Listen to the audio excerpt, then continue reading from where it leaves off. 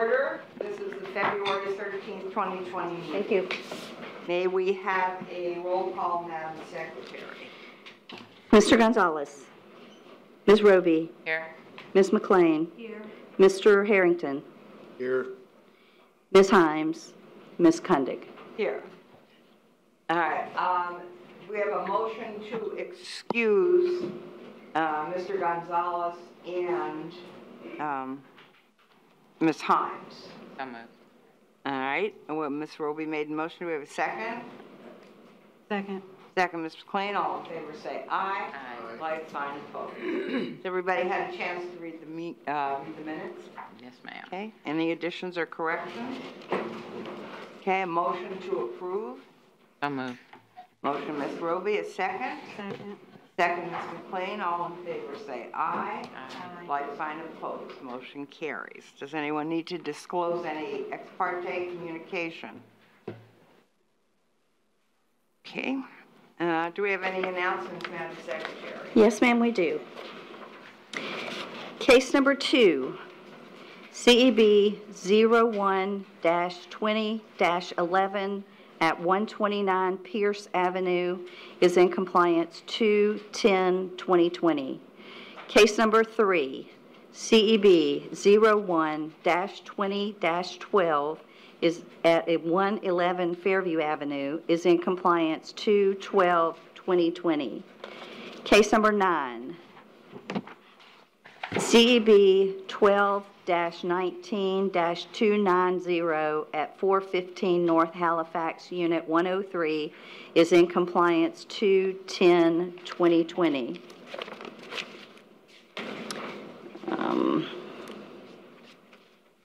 Case number 25, CEB 02-20-35 at 1224 South Peninsula Drive, Unit 210 is in compliance 2/12/2020. And that's it. Okay. Thank you very much.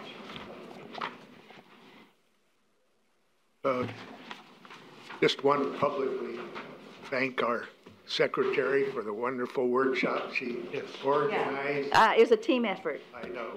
It was great. We're giving, Good. We all appreciated it. the brownie points. Good, Did thanks. A lot of work. I appreciate it. Thank you. All right. Would our code officers please come forward and be sworn in? Do you solemnly swear or affirm that the testimony you're about to provide is the truth, the whole truth, and nothing but the truth? Thank you. All right, here's our procedure. We will be calling cases by number and for the most part in order as they are listed on the agenda. If there are any attorneys that need to be in court, we'll hear those cases first. If there are any police officers who have to get back to their duty assignments, we'll hear those cases in the beginning too. When your case is called, please come forward and be sworn in. State your name and address for the record. If you're not the owner of the property, please state your relation to the owner, and we'll make a note that Mr. Gonzalez is here, present. Good. All right. Our proceedings are recorded, so please speak into the microphone. The board hears from both officers first, and then you'll be given the opportunity to respond. Please direct all responses to the board. Witnesses may testify using the same procedures. Okay, are there any attorneys present that need to be in court? One. What case is yours? Case number 24, CEB 02042, Louis Centella.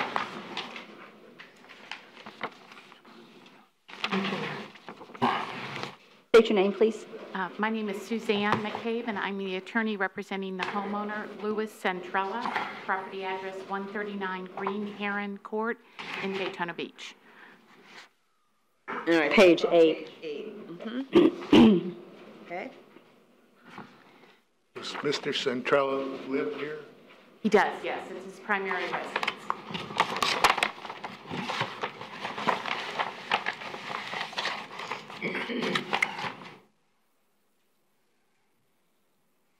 Good morning, Mr. Jackson. Good morning, Madam Chair, members of the board, Anthony Jackson, attorney for the City of Daytona Beach. This case is before you as a determination for compliance or non-compliance. The inspectors, Cliff Reckenzone, Mr. Reckenzone reports that it's a situation where there was a fence that was put up and it went a little bit beyond the permitted scope, and so a portion has to be removed. They have to get a demo permit for that, and there's been some delay on that. And so before you, we're asking for filing a non-compliance next call for them to get it taken care of. You have anything you'd like to say? I would, yes, thank you. First, I just want to let you know that it is true, my client did get a proper permit, and he put the fence up. Okay. He later added another section, and that, I think, is the section that's in, not in dispute. I mean, we understand the city's position 100%. The distinction that we hope this board will assist us in trying to make is that the provisions of the Homeowners Association at Pelican Bay, the language is that no fencing shall extend past the front of the house line to the property line.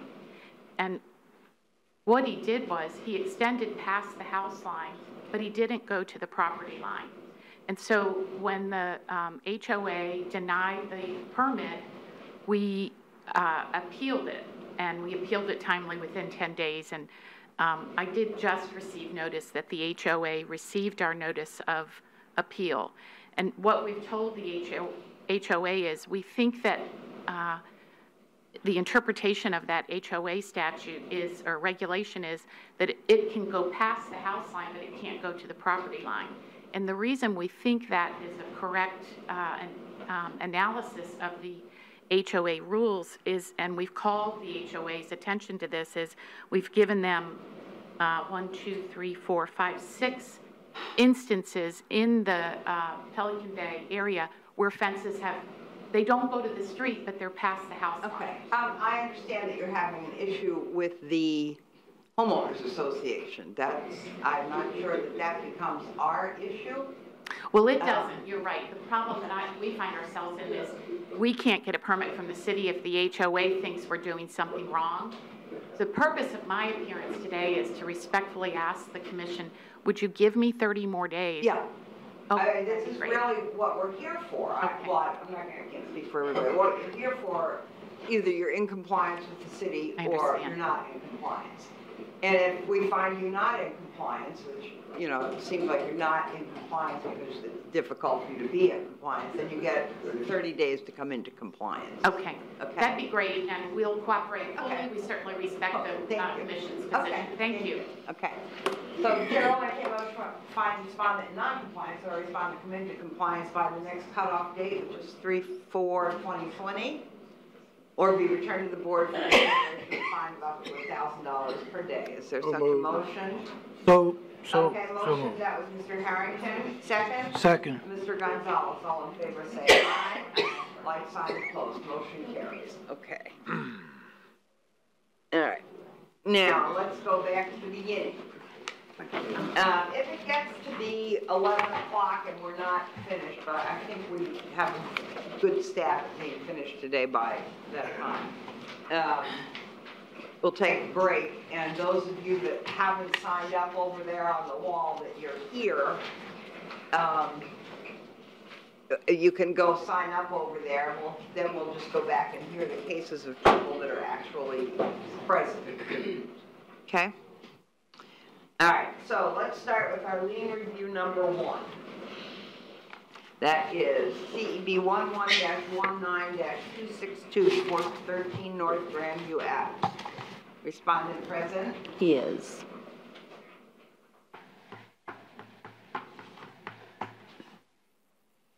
State your name and address, please. John Nicholson, 413 North Grandview Avenue, Daytona Beach, 32118. Raise your right hand. Do you solemnly swear or affirm that the testimony you're about to provide is the truth, the whole truth, and nothing but the truth? Yes. Thank you. Morning. Morning. Okay, let's hear from our people. Mr. Jackson. Yeah, Madam Chair, members of the board, this is before you, as a lien review from the respondent, Mr. Nicholson, and he has his application. I've seen the. Did you ask me to speak? I did. Oh, okay. You were talking. So we saw what he had to say, and as and I was just speaking with the inspector, the fine did accrue, it was late, but we do agree that, you know, it would have been probably a little more fair if we would have been able to get in a little quicker on the reinspection. And so we're not really going to dispute very much what he had to say in that regard. And so our recommendation is a reduction to the amount of $500. Okay. Mr. Nicholson, what would you like to say? Okay, one, I'd like it all reduced. It's a series of misunderstandings. The Monday before your meeting, he came out to the house. We walked through it. I had completed 8 of the 9 on this form. There are 3 things in the yard. Because I was doing more things that were not on it, I could not do storage, okay? Because the lumber for this project was there, the 3 gates that were going to go up were there, so they were not stored. You don't put those kind of things in your house waiting to do it. So he said, I'll recommend that you have until January to get it done. So that morning, Thursday, I had somebody who didn't go to work who was going to help me do all this, all right? And I would have gotten that done by Thursday afternoon. Well, I called, didn't get a response. I found out at a meeting the following Wednesday that there was a problem, all right? I did not get the information from you guys until I was already $1,000 in the hole because you were having staff problems. And then it took another 3 weeks to find out that I could get an inspection. And I had to go through 4 locations, 7 people to get the inspection. So I understand that there was a problem. We're having a staffing problem. But it shouldn't be the residents. If they do all that they're supposed to do, they shouldn't be fined. If they call up for an inspection and it takes 2 weeks to get somebody out there, it shouldn't be that kind of a thing, if you understand what I'm talking about. If it's done, it's done. Secondly, I'm having a problem with $500 personally, because I'm already out a lot of money for somebody that was supposed to do the work and didn't. And so I had to do everything in a month. So I think doing 8 out of 9, and when staff tells you, I'll give you an extension, I'll recommend an extension, he failed to say, and I didn't understand, that I had an opportunity to get this stuff done, more than what I needed, and it's still going on. We're going through all the windows, they're all getting grazed and the whole 9 yards. So a lot more is being done, and it will be continuing for probably 4 more months. But I don't feel if your whole idea is to come into compliance, and I basically was, I just didn't realize I had to be here. I didn't know. Let me interrupt you just 1 second. Did you get notified by mail that you had to be here? No. I didn't get notified that I'm supposed to be here today. No. With a phone call. Meeting. No. So I did not know that I was supposed to be here. When he said he could do a recommendation, I thought he would just come up and say, oh, well, he did X amount of work. Here are the pictures, because he took pictures. I thought he would be able to present them, but I didn't realize he couldn't present them. He couldn't make a recommendation unless I was standing here. So, do you understand? I understand, but So I'm thought, sure that there must have been some giant miscommunication, because that's not how it works. oh, well, I thought that if he did a recommendation and said 8 of the 9 are done, he needs 3 things to do, generally you guys say okay. So I thought when he said extension till January, because 90% of it was finished, I didn't see there was a problem, and when I had an opportunity to get those 3 things done, I took it. All right. Okay. Okay. Yeah. I'm sorry, if I could just say one thing regarding that. I agree, it was misunderstanding. And clearly, in the inspector's position is that he was misunderstood. That's not, it's not the way it works. And there were just some assumptions that Mr. Nicholson was making that just, I guess, from being used to coming to meetings and seeing what the process. He made a few assumptions that were ultimately a little bit to his detriment, but we know that typically he would have been around. And unfortunately, it wasn't this time, and the result was that it wasn't in compliance. And that was, and he, from the issue of notice, he was at the prior meeting, he was notified that if he wasn't in compliance, he had to attend this meeting. I would presume he sent it out as we always do, but, and then since he was present at the prior meeting and informed that if it wasn't in compliance, then it needed to be there. It wasn't set for a prior before, it was set for a fine. So what my big question still is, was there a notice by mail sent to?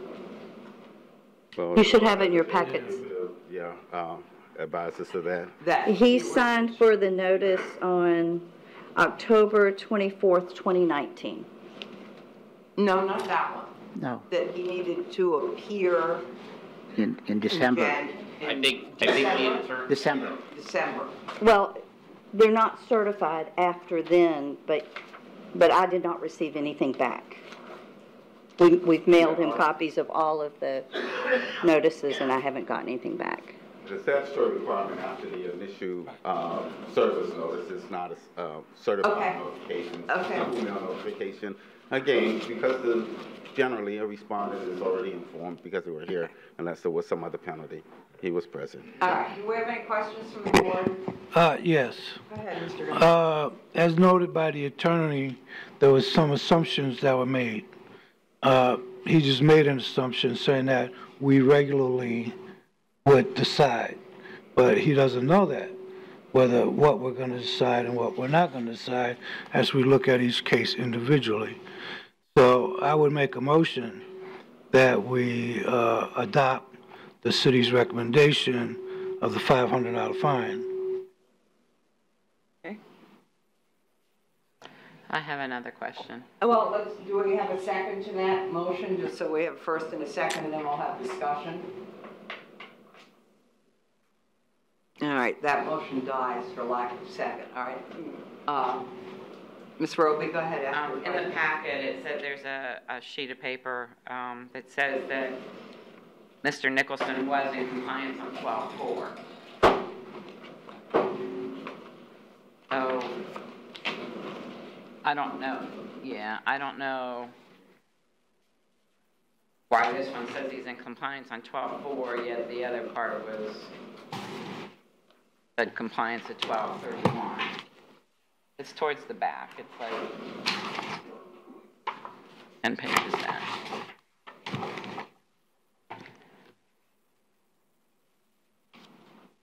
You're Tony.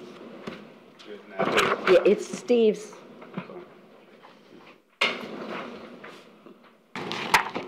So if he was in compliance on 12/4, the fine shouldn't even started from 12/12. Well, at the top, compliance 12/31. Right. The fine didn't start until the 12th of December. But the paper says he was in compliance on the 4th.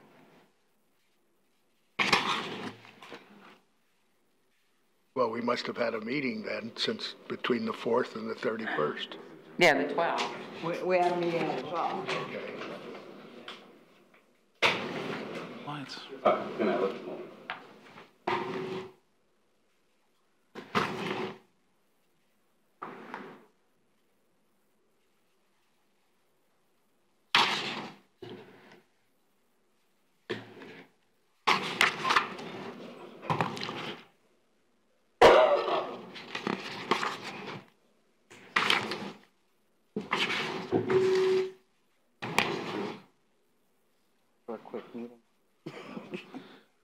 It will.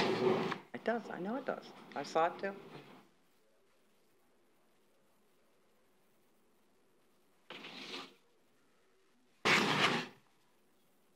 Make a difference, still fish.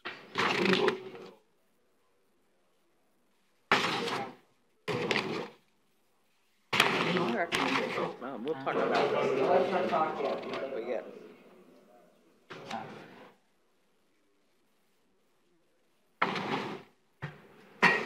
Good morning, Madam. Good morning, Mr. Alton.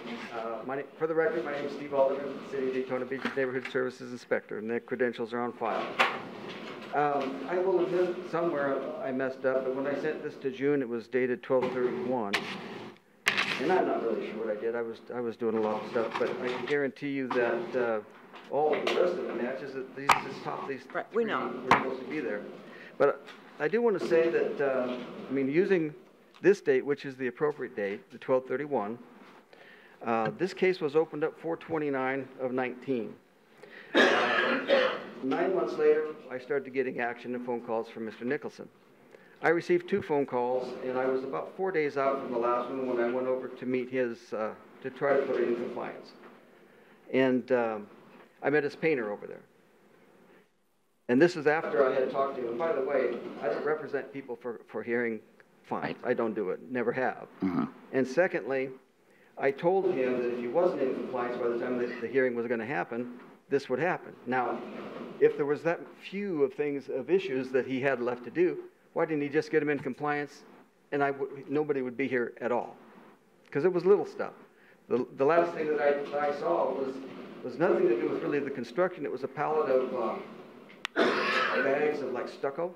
It was right there when I was talking to him. And then we looked over in the back and the guy was still working.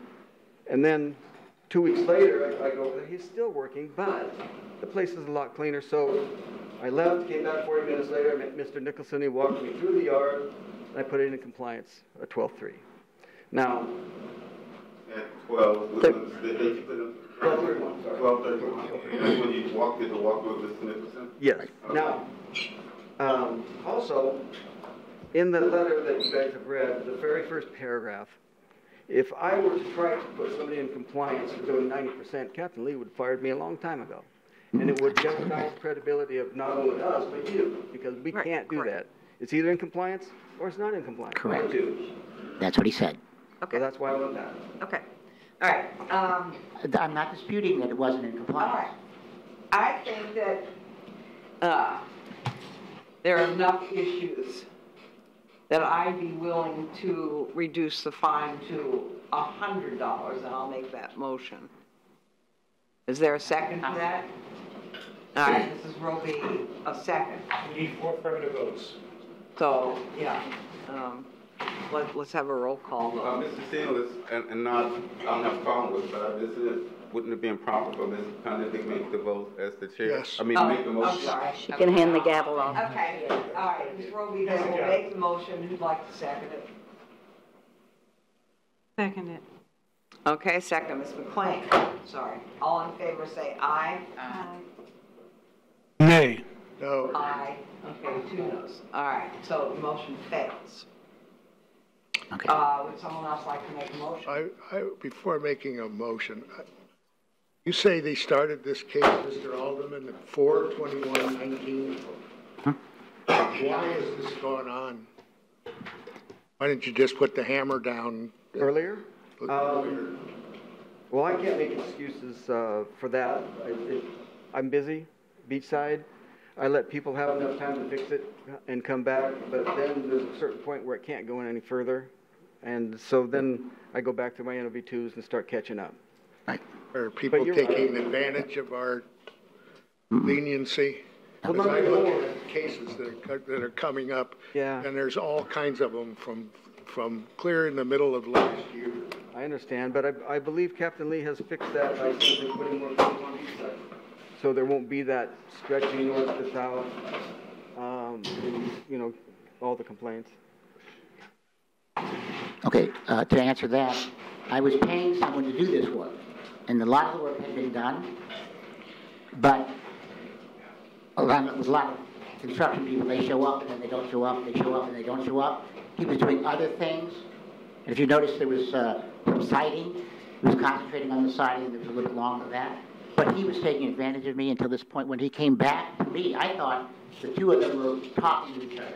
And he goes, no, I don't even know the guy. So I'm paying this money in advance to get this stuff done. And that's why it took that additional time until I called him up and he's like, well, it's too late. So it was ongoing. It did take a long time. But everything has been done, and now I'm doing an additional stuff. It's not that I'm trying to be a deadbeat. 8 of the 9 things were done within that 1 That one month. doesn't And if work. the man had done what he was supposed to do, it would have been done, okay? But now it has all been done. Even those additional things have all been done. Now I'm going through, like reglazing all of the windows will be done. All the decking will be replaced. Okay, all right, let us discuss what. Okay. Can I just add to that answer? if I may? Okay, yes, I one won't go very far. more minute on this case. I understand, Mr. Chair. This is your notice of violation. Do you recognize that?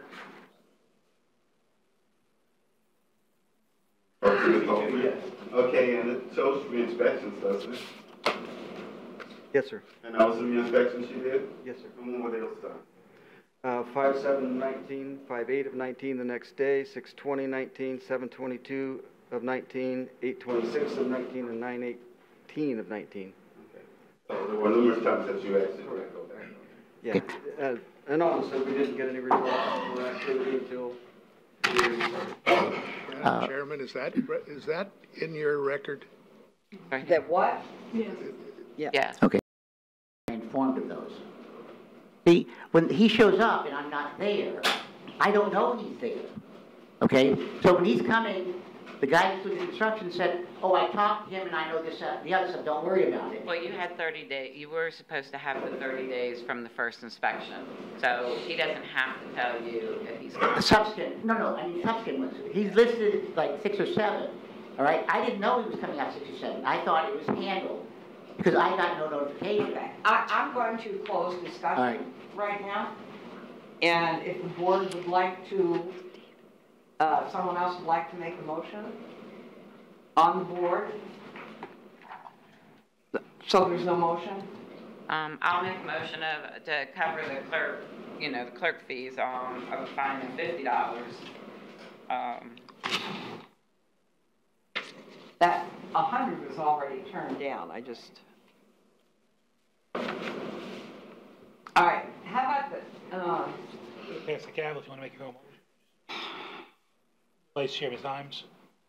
Well, I'll go ahead. I'll change my vote and go with 100. Does that give us 4 votes if we read the motion? All right, we have a motion from Mr. Harrington to reduce the amount of the lien to $100. Is there a second? A second. Second, Mrs. Roby. All in favor say aye. Aye. Nay. All right, so it passes. Thank you, so 100. 30 days. 30 days. 10 days. Madam Chair, can I interject for just a second? Yes, sir. I'd just like to point out, this is Mr. Alderman's last, code word I hearing. sent you an invoice. He shows it Do you have an does- email address? I can email it. Family. Then you'll have to get it by mail. Okay. That's the only, Oh, really? my only option. Thank you for your 7 years of service with Thank you very much. You have no invoice. Thank you, thank They you. don't know where to apply it. That's okay. Do you have any more cases? Also, No? Hold on, y'all are carrying on without me. this is an example of why it's really important to show up for all your hearings, Right. so you can present your facts, and we can take those into account before fines are levied, so you don't have to go through a review of a lien. Okay. Um, All right, now we're going to hang on a minute. review number 2.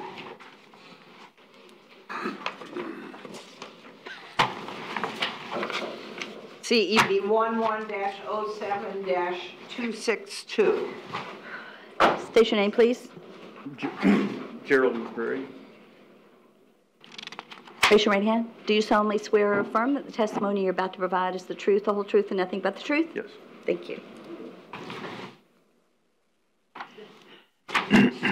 And thank you for the nice note. Okay, we'll hear from our code department first, and I'll give you a chance to talk.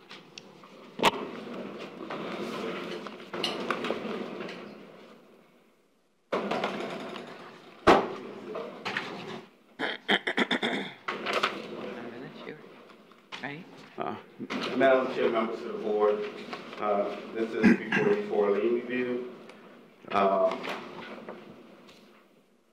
And the applicant, I was trying to get some clarity on actually, because, Mr. McCreary is the applicant, I believe, but I don't think he's the owner, but Ms. Sassmore is the owner. But in any sense, the staff's recommendation is no reduction. The reason is that this case, this is an old case. We're talking about something very old, long time ago. It started August of 2008, came into compliance, August of 2007. It came into compliance in February of 2008. There were numerous violations, but ultimately, the board was very merciful, I guess would be the term, as the record would show, was like a $25 a day fine. And even with a $25 a day fine, it took an accrual up to a substantial amount before it was able to come into compliance. The staff is recommending no reduction. And Mr. Stinson is the inspector, and I would attend to Mr. Stinson. The property had a lot of problems. Okay. Would you like to add something now, Mr. Stinson, or? No. All right, Mr. McCrary, how are you related to Ms. Sizemore? Or what is your relationship with her? I'm not related to Ms. Sizemore. I'm the trustee of the 412 Wilson LLC. The trustee trust. of what? Both of these trusts here, the 412 Wilson LLC Trust and the 604 Casson Land Trust. So, this property I purchased because it's no longer there. You can see it. I purchased the houses around here that have condemnation orders on them, and this was one, and I purchased it so this lady could have some money, and the city did not have to pay to get it demolished. You know, I did all of that.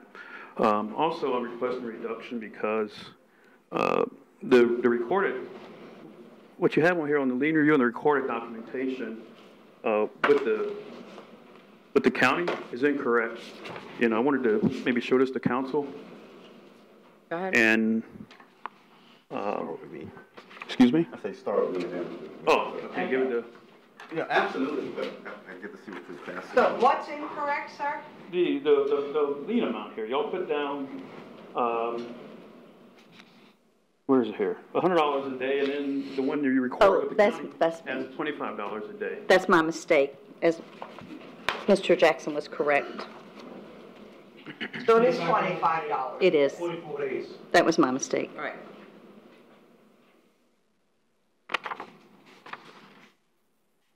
So that's, you know, why I'm asking for a reduction. So one thing, I had this incorrect, but then I did, like I said, you know, I mean, the city was going to have to demolish this, and, you know, the city demolishing a lot of these houses, it's money you're never going to get back. You know, I mean, in the whole community, a lot of things are getting demolished, and the city's laying out money, attaching liens to property nobody wants. So here, I purchased it from the lady, she got money, and and the, you know, and the city saved from having to do it, so. When was, so it came into compliance by demolition? Mr. Stinson, is that how that worked? Ultimately, yes. There was Yeah. a fire there well after the lien was imposed and the fine was imposed. And there was a fire on the property. And after the fire, that's when basically demolition occurred. And who paid for the demolition? Uh, Do we know? I mean, did the I city, don't know. I mean, I'm asking, did the city pay for the demolition? I don't have that information. Okay, I purchased it, that's my goal to, you know, purchase these properties. City saves money, kind of everybody wins, so.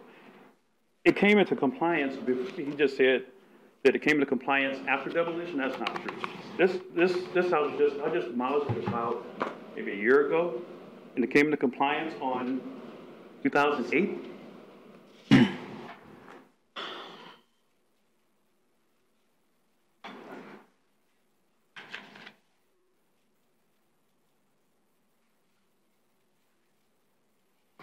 What is the city's recommendation? No reduction. No reduction. Oh, no reduction. Yeah, city's recommendation is no reduction. And I mean, it's well appreciated what Ms. McCreary is saying in terms of wanting to invest in property and improve areas, and that's well appreciated. We don't have a problem with that. Our situation is that, if he makes the argument of there's a problem with the fact that it was $100 from this document, that would have been $4,400. Exactly. That's what he wants. And we believe that the wood accrued and the nature of what the circumstance was then makes this sufficient, and we don't believe that a reduction is appropriate, and it's investment, and we believe it's okay for an investor if he takes that on to deal with that circumstance. It's reasonable. We don't believe we're being unreasonable with this small amount. I have a question. So, back then, did the property become into compliance? It came into compliance 44 days after the fine was imposed. It was given a fine of, I think Mr. Silva said it was 44 days. That's $44, $25.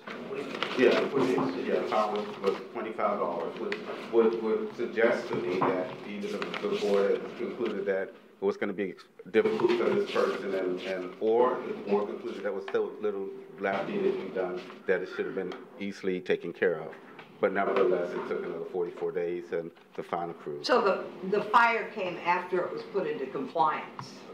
Yes, substantially. Okay, yes. I think that was the time. Okay, all right, that. The fire was about December of last year. Yeah, okay. It was in the news. I get it. Yeah, I think the point Mr. Sims was making was that after the compliance date, there was a long period when the property didn't have any activity. Right. But nevertheless, the ultimate was the fire. I have another question. On the lien review request, it says that the fine started effective January 10th, but in the back, the invoice says that the start date was 1/2 and ends 2/15. So in my calculations, of $875 would be the fine, not the $1,100. Well, that would be more if it was January 2. No, it starts on the front page that it was the 10th.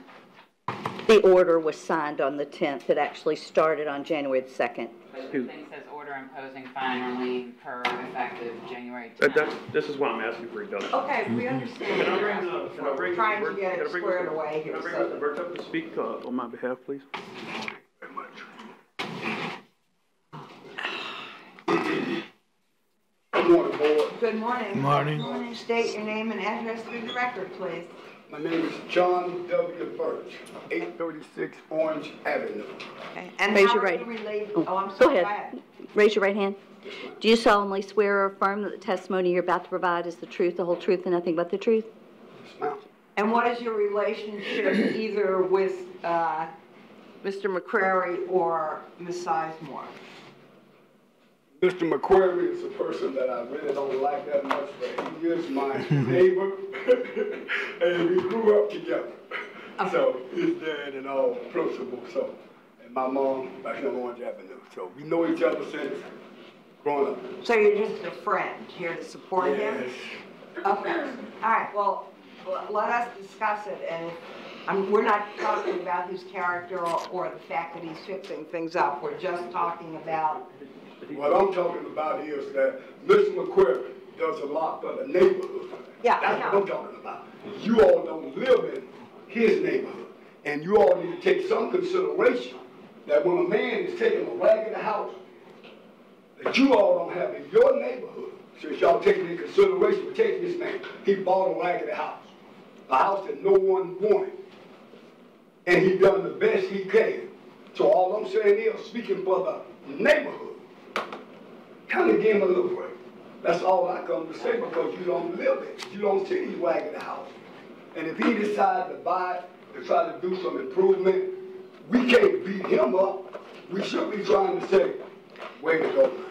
And that's all I got to say. Thank you for testifying. Thank you. Come on, I'm listening. Yeah, he is correct, Madam Chair, and I appreciate that. Yes, the other thing I was before the magistrate on another case also, you know, for lien review for $15,000, and you know, and then they reduced it to like $6,700. Someone came after me, When- $30,000. When did you, all right, Another person came after when me. did you buy this house? Or, About, right after the fire, about December of last year. I think the deed is showing Not the February, last year. February 2019. Well, is that, I mean, here's what it says, I mean, it was a fire in Greenville, a lady, her husband thought she was a vampire and told me. okay, December 2018. that's when you bought the farm, that's when you bought the house, that's the answer to the question. But I Is it on the deed? Did I finish saying what I was? No, not now.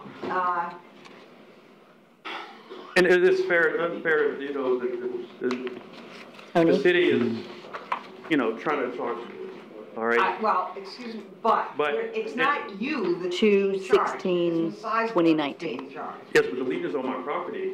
Now, I own it now, so I acquired. The lien was, I mean, is that correct? I'm sorry, the lien was on the property before you bought it.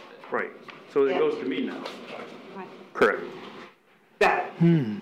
Yeah, Okay, purchased it with property. knowledge of You purchased it with the knowledge that there was a lien. I did not have knowledge of the lien. All right. So- I'd like to make a motion to reduce the fine to, because of the dates,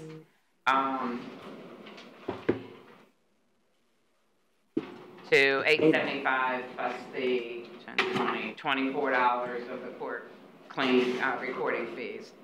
So 875 plus what? 24, So Can I get a further reduction? 879. $899. Can I get a further reduction in that bid? Well, we have a motion on the floor. The motion is to reduce the lien to $879. Is there a second to that?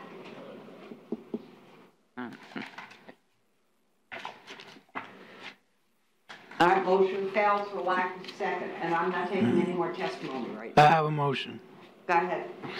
I'm looking at that the house did come into compliance, at a certain point. There was a fire. The new owner picks up the lien that was already there. So my motion is, in this case, that we fine them $100. Is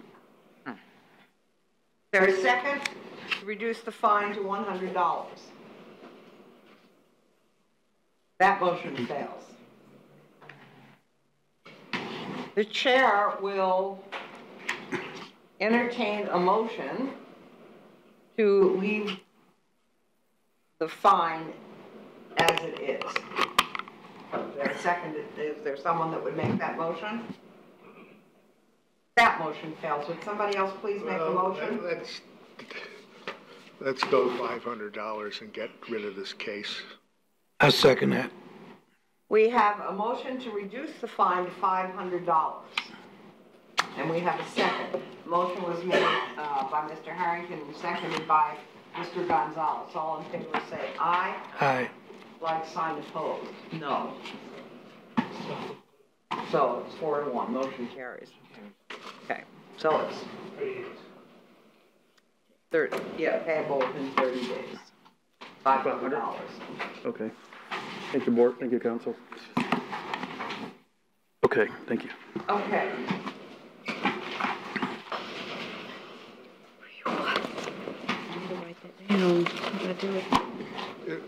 Mr. Zito, any time that we cut off this, do we go back 25 years? Yeah, really. 30 years, 50 years on these lien reviews? He's a good 20 years. 20 years. 20 years. To reinstitute them again.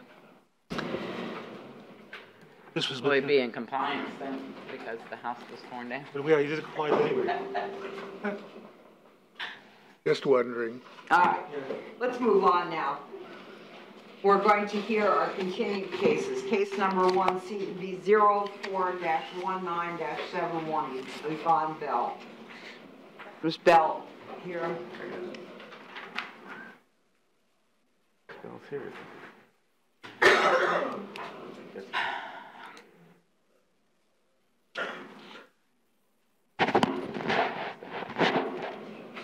Oh, yeah, Paul is here. Go ahead. Madam Chair, members of the board, this is before you for imposition of a fine.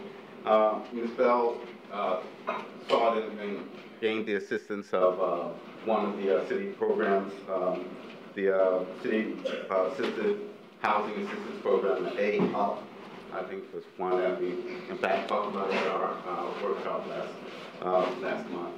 And as a participant in that, it's going to take a little bit more time. We're asking if it can be amended to the June cutoff so that we can assist in getting her compliance as to these matters she qualifies for. So, let me ask you a question. Ms. Bell is doing everything that she can do to get this assistance, and the city's working with her. Well, we have Ms. Long here that can speak to that. And okay. Good morning. Good morning. Good morning. Please, you have to be sworn in. Oh. Do you solemnly swear or affirm that the testimony you're about to provide is the truth, the whole truth, and nothing but the truth? I do. Thank you. You know who you are now. Yeah. Paula Long, Community Development. I was before you at the workshop a few weeks ago. Ms. Bell has done everything that she can be able to do in order to rectify her situation. She has not put herself in a position where she's not paid money. That's not it. She came to us. She was put onto our waiting list. We got to her name. We deemed her to be income qualified. However, unfortunately, we have a lack of ability to get jobs done quickly, as mentioned at the workshop, because we don't have adequate contracts to be able to do the work. I really thought that everything was moving along. That was my last conversation. Since that time, Ms. Bell was actually supposed to already have had her inspection so that we could have a work spec, so that we could be able to get the proposals in and get the work done. We literally have just found out the delay that has happened since the beginning of January has occurred because our inspector, who we've used for many years, has just been diagnosed with an illness that is not curable. It is treatable. And so he has indicated that he has an individual that is taking in his stead. We're also in discussion with our permits and licensing department to perhaps get one of our inspectors to be able to take up that slack. Ms. Bell has done everything. She has followed up repeatedly. She's done everything she can do. She's not the one that's failed in this situation. Okay. Are you, excuse me, I have a question too. are you saying someone is failing? What I'm saying is that Ms. Bell is not the one. Ms. Bell, Is not the one who is having difficulty. Are you implying someone is failing? It is our division that does not have the ability to get jobs done quickly because there is a lack of contractors, and now our inspector, who was supposed to have gone out there already, has a terminal illness. I have a question. This bothers me. You can't find everybody that comes up here has to get a contractor. Yeah. And it doesn't take them 2 years to do it. It takes a pretty long time. Sometimes it takes a very long. That's fine, but it doesn't. Right. Okay. I had a question. Yes, it's along a similar line, but because I noticed the case was first noticed on 12 of 2018. What is the average time, just as an informational, does it take for your program to get contractors?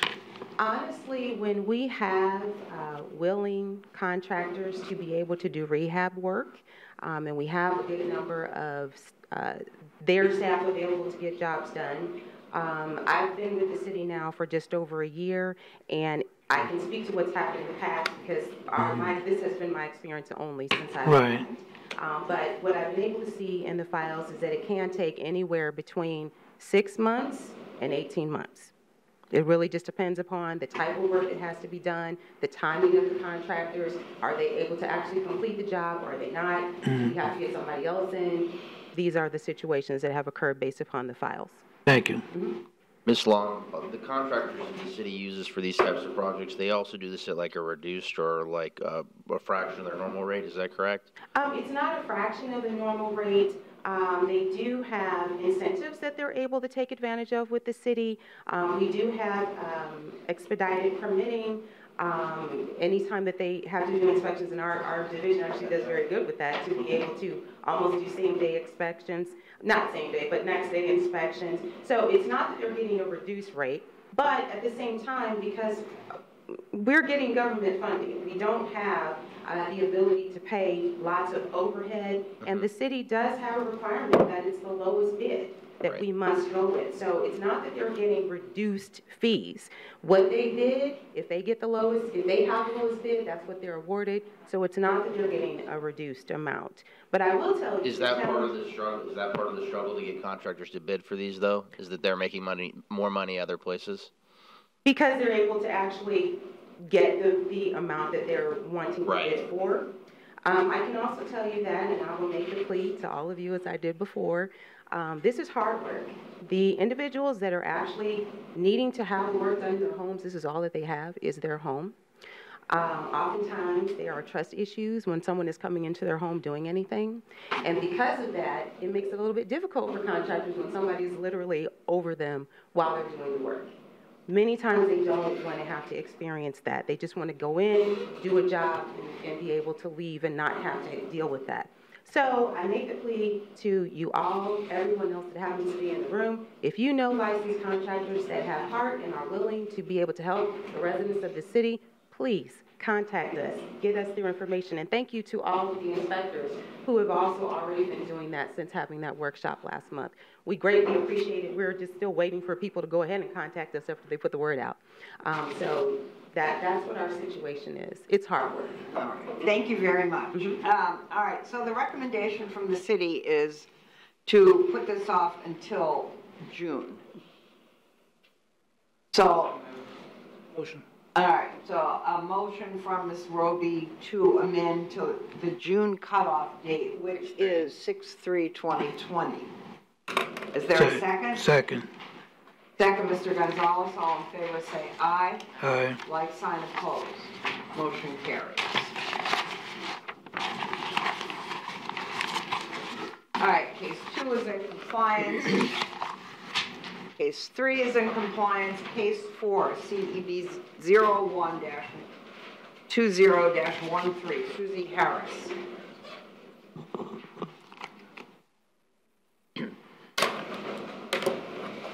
Madam Chair, members of the board, this is before you for imposition of a fine. The inspector is Danny Garcia.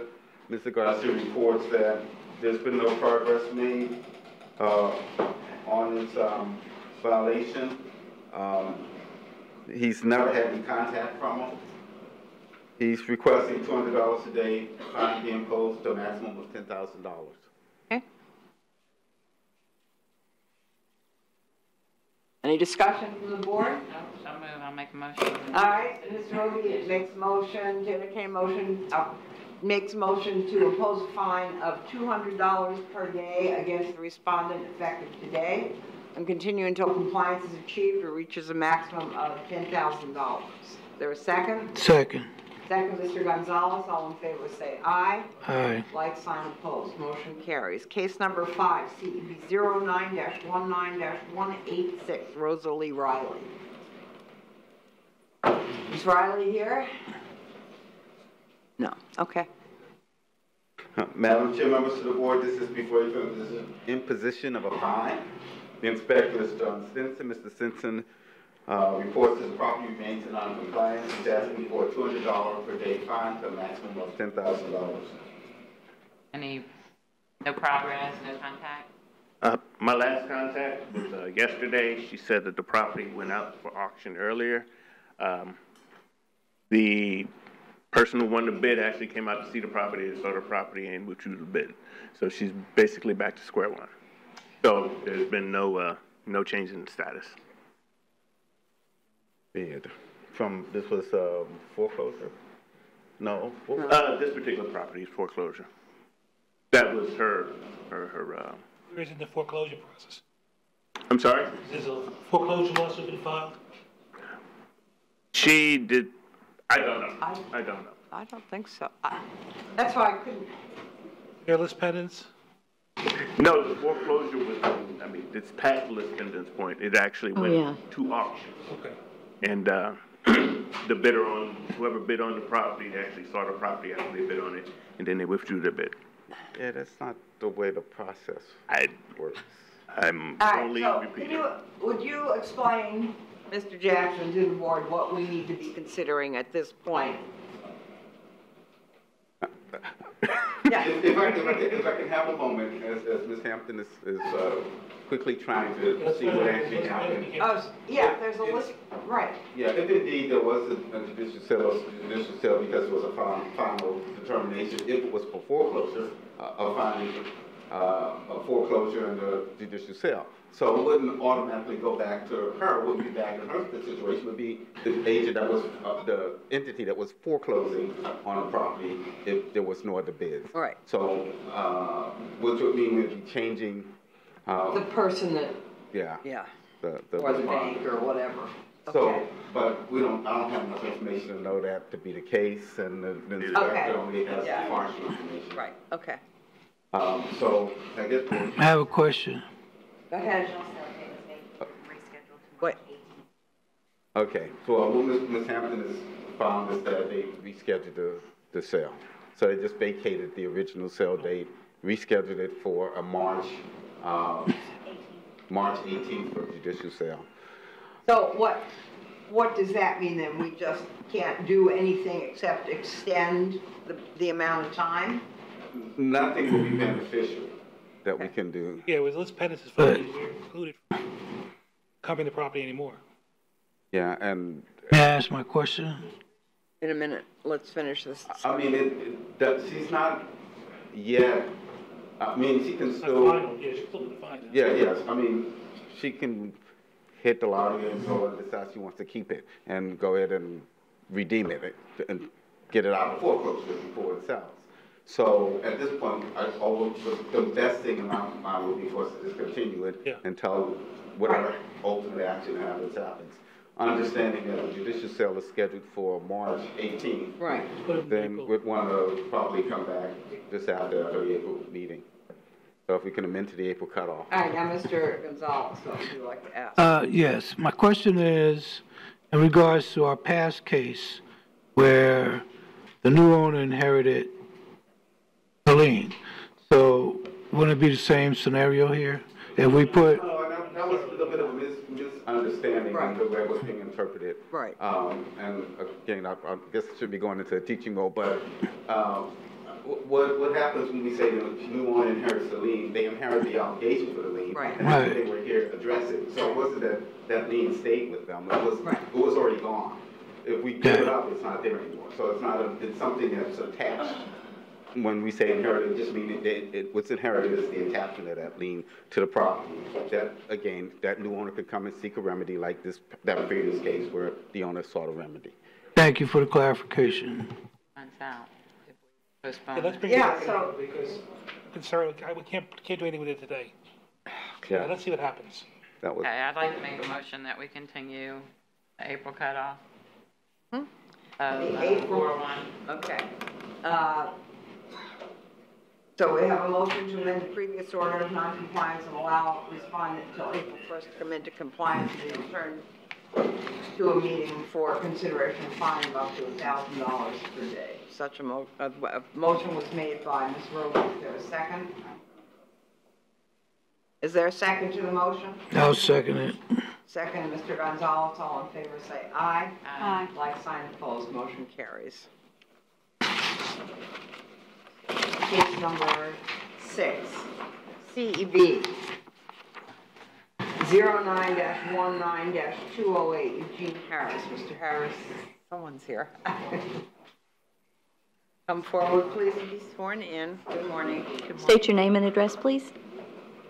Good morning. My name is Linda Harris, 1229 Charter Oak Circle, Holly Hill, Florida, 32117. I'm representing Eugene Harris, my father. He couldn't be here today, but I do have written permission. He was recently hospitalized and he's in rehab. Okay. Do you have a copy for us? Yes, ma'am. Okay. Raise your right hand. Do you solemnly swear or affirm that the testimony you're about to provide is the truth, the whole truth, and nothing but the truth? Yes. Thank you. Madam Chair, members of the board, this is before you for imposition of a fine. The inspector is Mike Fitzgerald. Mr. Fitzgerald reports that the property remains in non-compliance, but the respondent is working on it. They've been working with, they need an additional permit, and so we're asking to amend to the April cutoff. What would the permit be for? I will attend to Mr. Okay. Fitzgerald. Thank you. Michael Fitzgerald, City of Daytona Beach Code Enforcement. My credentials are on file with the city. The permit is going to be, they replaced the 4x4 posts, and that was what the permit will be for. And then she went down to permits and licensing, and she will need an engineering report on that because of the uplift for the wind. So that triggered that. So at that point, Well, it looks like there was a lot of work to do. they did a great job so far. Done. Okay, what would you like to tell us, Ms. Harris? Madam Chairman, thank you, Mr. Fitzgerald. So upon being contacted by Mr. Fitzgerald on or about January 30th, he left his business card on my father's property. I did give him a call on the 31st. We had the conversation regarding the beams. He stated that I needed to speak to someone in the permit department. We didn't know with our due diligence of trying to meet the conditions of the enforcement that we had to get a permit from the city. I now know any changes require that. So I did meet with Mr. Wardley Jean, plans reviewer, on the 31st. He gave me the specifics of what needed to be done. He told me that I needed to get an architect to come out to physically inspect the property. I did make contact with an architect on February 4th, Mr. Tony Thayer with Handy Helper Drafting and Design. He is a licensed architect designer. He will be coming out to review my father's property today, and we expect to meet the deadline in April for what Mr. Fitzgerald had stated. Okay. So, yeah, it looks like you've done a nice job on the house and brought it into compliance except for that part. So, thank you. Thank you for doing that. The chair will entertain a motion to amend the previous order of non-compliance and allow respondent until April 1st to come into compliance and return to a subsequent meeting for consideration of fine of up to $1,000 per day. So moved. Motion, Ms. Roby, is there a second? Second. Thank you. Second, Mr. Klein, all in favor, say aye. Aye. Like sign opposed, motion carries. Okay. Thank you, Madam Chair and the board. Okay, thank you very much. All right, case number 7CB0719-148, Josephine Anderson Estate. Anyone present for this case? Yes, they're here. Okay. Case is a year old, I see, or more. State your name and address, please, and you can pull that microphone down. There you go, thank you. Good morning. My name is Andrea Anderson. Raise your right hand, please. Do you solemnly swear or affirm that the testimony you're about to provide is the truth, the whole truth, and nothing but the truth? Yes, I do. Thank you. Good morning. Good morning. Madam Chair, members of the board, this is before you for imposition of a fine. The inspector is Mike Fitzgerald. Mr. Fitzgerald reports the property remains in non-compliance, and he's received some information. He was a little bit behind, at least in the communication, but as he was updated, he believes that they're making progress and he wants to amend to the next cutoff. I would send to Mr. Fitzgerald so he can speak to that further. Okay. Michael Fitzgerald, City of Daytona Beach Code Enforcement. I took the pictures yesterday morning, and she went by and showed me pictures yesterday afternoon, so she has removed the car during that time and the outside storage. Also, she has documentation from Rebuild Florida, which she'd like to put in as a to the board, and that she did pay her, yes, sir. Tax bill? She paid her tax bill. Yes. Is this a copy we can keep? Yes, ma'am. Rebuild Florida documents. Okay. I mean, what are they for? Rebuild Florida will be working on her house to rebuild a new house because of the damage to this from the hurricane. Okay. And I saw the letter and the documentation. Here you go. And this is the other part right there. Is Rebuild Florida city program, state program, private? What is Rebuild? There it is right there. Oh, so there are two of the same thing here? No. No, I don't. Well, well, it's 2 copies of each. Yeah, that's As a right. matter of fact, he has both copies Okay. of the Rebuild Florida. I mean, you can circulate it around.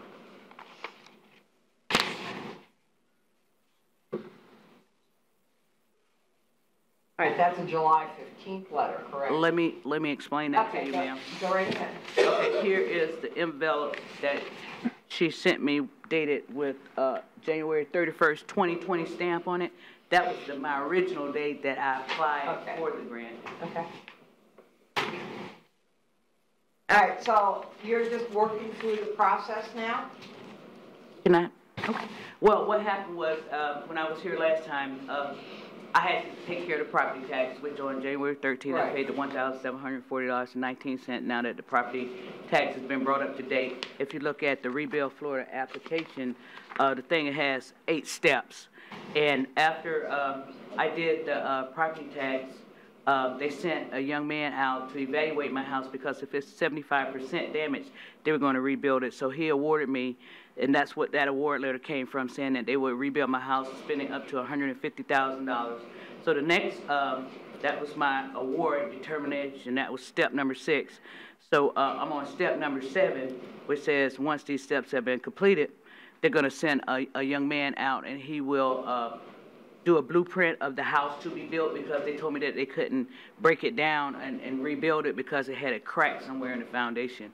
And so I'm waiting on him, and each one of these processes, it explains it in that letter that each process could take up to 30 days or more to get them out there. But I am moving forward. I have did everything I can, and I'll be at step number 8 where they will rebuild and replace my house really, really soon.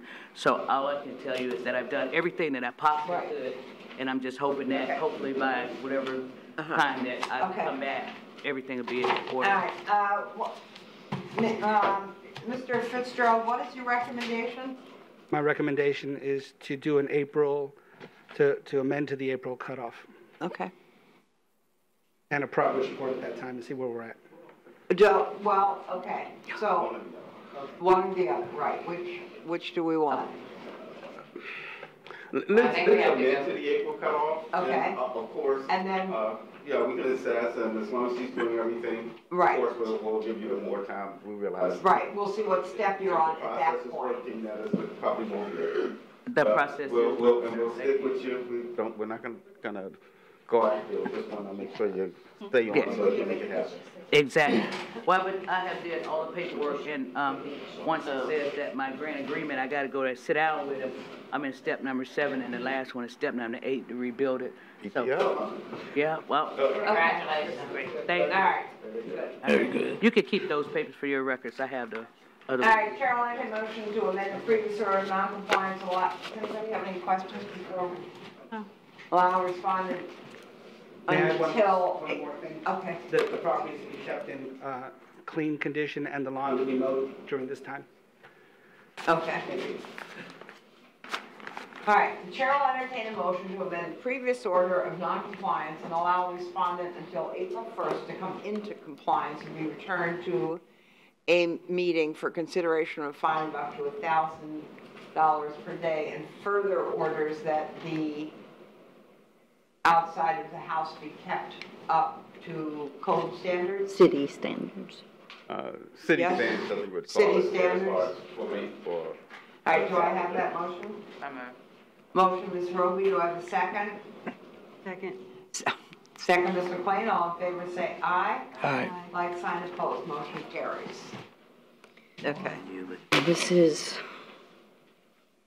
All right. 101 North Keach. All right. You're good. Thank you. Case number 8, CEB 11-19-279, Theodore Carter Estate. DeHaven Carter was here last time or 2 months ago. Anybody here now?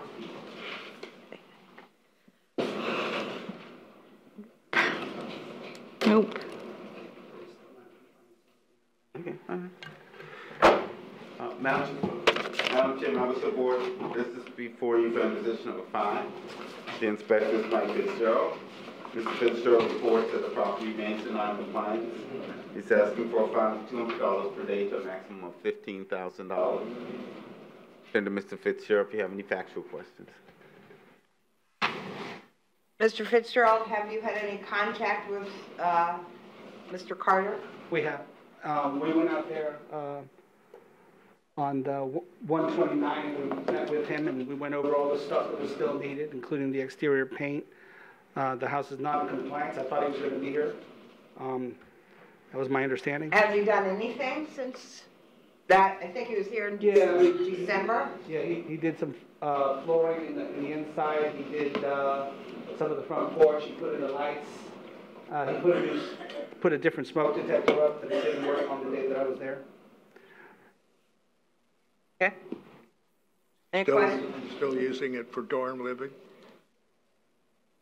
He said there was one single family in there. I wasn't able to verify either way.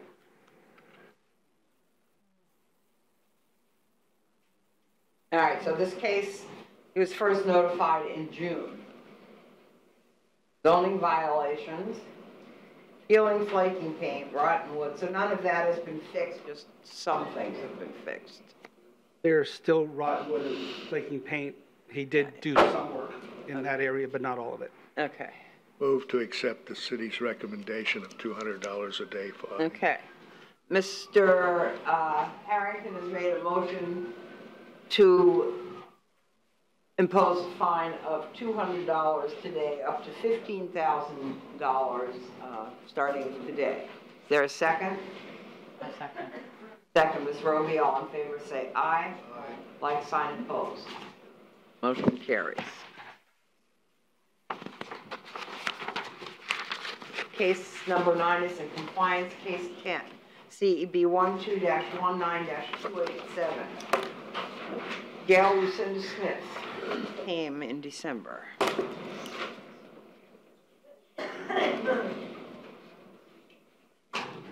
Good morning. Good morning.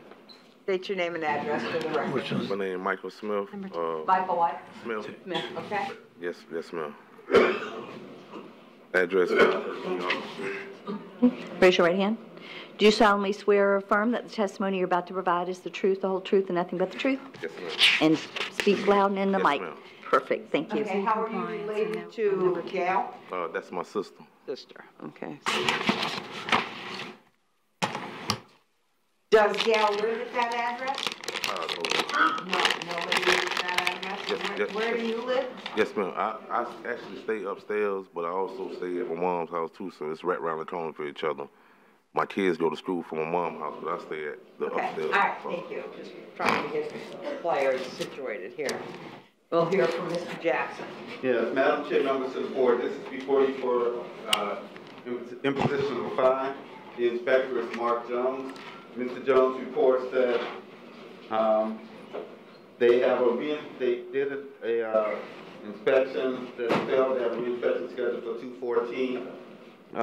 He's asking them to amend to the next cutoff.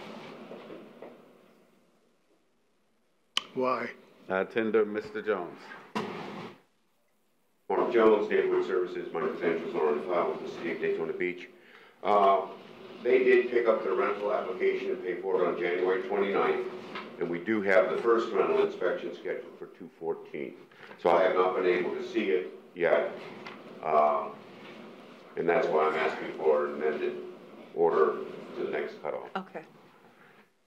Well, would you like to tell us, Mr. Smith, anything? No, ma'am.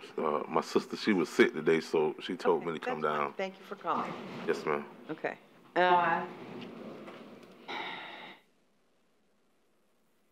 So who lives in that building? I stay on the upstairs part. Does anybody stay downstairs? No, ma'am. No, okay. All right. So, Chair will entertain a motion to amend the previous order of non-compliance and allow respondent until 3/4 to come in 2020 to come into compliance and return to the board for consideration of fine up to $1,000 per day. Such a motion? I moved. Motion, Ms. Ruby, second? Second. Second, Mr. Plain. All in favor say aye. Like, sign, opposed. Motion carries. So you have till next month, and he'll come out and inspect, and we'll go from there, okay? Yes, ma'am. Thank you. All right. Case number 11. CEB 09-19-173. Gemma Vasquez. State your name and address, please. Nancy Koenig, Koenig Realty, 402 Seabreeze Boulevard, Daytona Beach, 32118. Steve Koenig, Koenig Realty, 402 Seabreeze Boulevard, Daytona Beach. Raise your right hands. Do you solemnly swear or affirm that the testimony you're about to provide is the truth, the whole truth, and nothing but the truth? I do. Thank you. Madam Chair, members of the board, this is before you for imposition of a fine. The inspector is Mark Jones. Mr. Jones reports that this property, the respondent had to do an eviction. They were able to gain possession of the property on the February 5th, I believe is the date. And so, and they're supposed to be at this point starting the repairs. So we're asking them to come into the next cutoff. Okay. Can you have the repairs done by then? Yes. Anybody living in the property? There is not. It is vacant. Okay, all right. Cheryl, I entertain a motion to amend the previous order of non-compliance law respondent until March 4th, 2020, committing compliance and return to the board for consideration of fine up to $1,000 per day. So the motion, Ms. Roby, second. Second. Second, Ms. McLean, all in favor say aye. Aye. Like sign opposed, motion carries. Okay. Case number 12, CEB 12-19-292, Laurie and Albert Smola. Respondents present. They were here in December.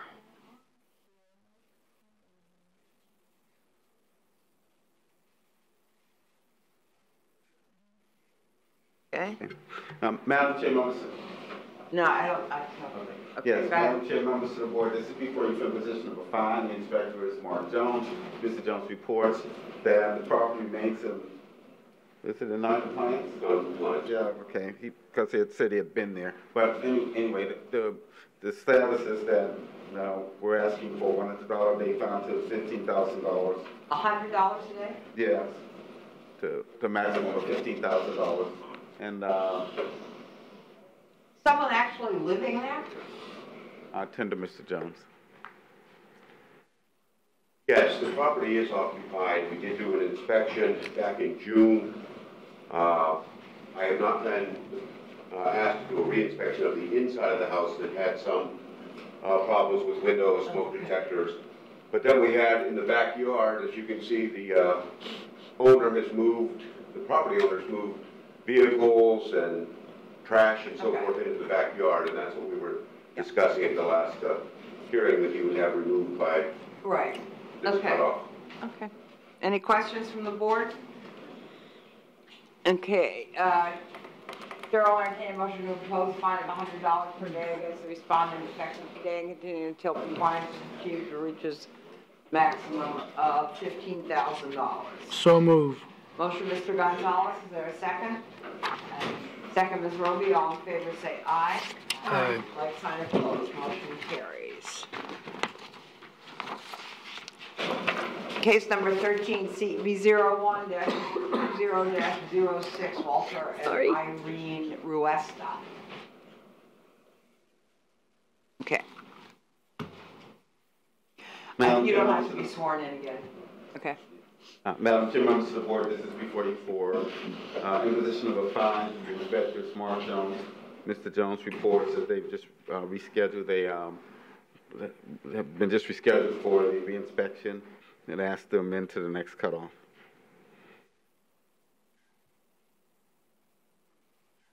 That next, the reinspection is scheduled for February 17th. Mr. Jones, what's left to be done here for Well, we had inspected originally back in July, and when they asked for a copy of the report, when it was sent to them, it excluded the second page of items that needed to be replaced. They've now told me they've got all those items corrected, and we're going to re-inspect next week. Okay. And the place is occupied? This one is, yes. I have a question. Go ahead. Okay, so it was first notified on May 11th, 2019. Now, reinspection February 17th. Failure to obtain rental license. People living in there, I guess, have people been living there all along? Yes.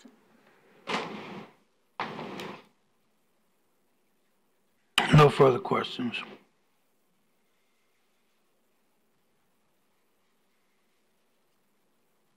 So there was an issue, well, I have a question. Go ahead. What day was the second page sent to them? I understand one page was left off. What day? We didn't realize they hadn't gotten the second page until I did the reinspection on December 27th. And that's when we noticed that it was my error when I emailed a typed copy because it was a very extensive list originally, that it had a second page that didn't get So that was in December. That was December 27th, yes. When was the initial inspection? The initial inspection was July 17th. And it did not pass inspection at that point? No, on July 17th, there was a fairly large list. Okay. Was it vacant at that time or? No, it's been occupied the whole time, to my knowledge. All right, so it was inspected, it failed an inspection on July 17th. When were you called back for a reinspection? Would have been some time before December 27th. I would imagine within a week to 10 days before that. I don't have the day that they called for the reinspection. Okay, now let me ask you guys a question. What happened between July 17th and July 27th? What? What happened in that amount of time, July 17th, when it got inspected the first time and it didn't pass, until you called for a reinspection in December? I mean, what did you do? There was a lot of work to be done. Okay. The homeowner spent a lot of money to get it done. And except for the snafu of missing a few items that were on the second page, we didn't know those items were there. When we found out, it's in compliance now, and we're gonna have it inspected on Monday. Okay, so that period of time you were having work done? There was, we had I split it up, windows, electric, plumbing, and I forget what the other one was, Mark. But I had to have an electrician come and do all his work, a plumber come, and it was pretty major work and very expensive. So during that period of time, we split it up so that the property owner had the ability to pay for the repairs. And just as a side note, they did keep me informed as they went through the progress. Okay, so what is your recommendation? Just, I'd like to amend the order of compliance to the next cutoff. As I said, I'm re-inspecting it on Monday. So moved.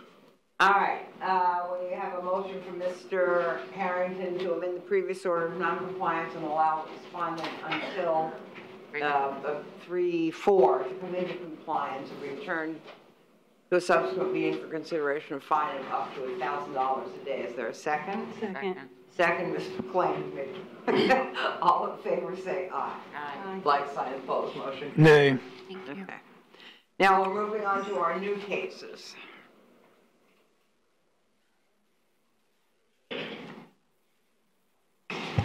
Case number 14. And these are really just compliance or non-compliance. So we're not fining anybody at this point. We're determining when we think, whether we think the property is in compliance or not in compliance. And we'll give you a compliance date. So that's what happens in this section. CEB 02-20-19, Demon and Nikithra at 140 Fountain Lake. Funny. All right. Madam Chair, members of the board, this is before you for determination of compliance and non-compliance. The inspector is Mark Jones. Mr. Jones reports that the property is occupied. He's had no owner contact. It remains in non-compliance. He's asking for next cutoff of property to be brought into compliance.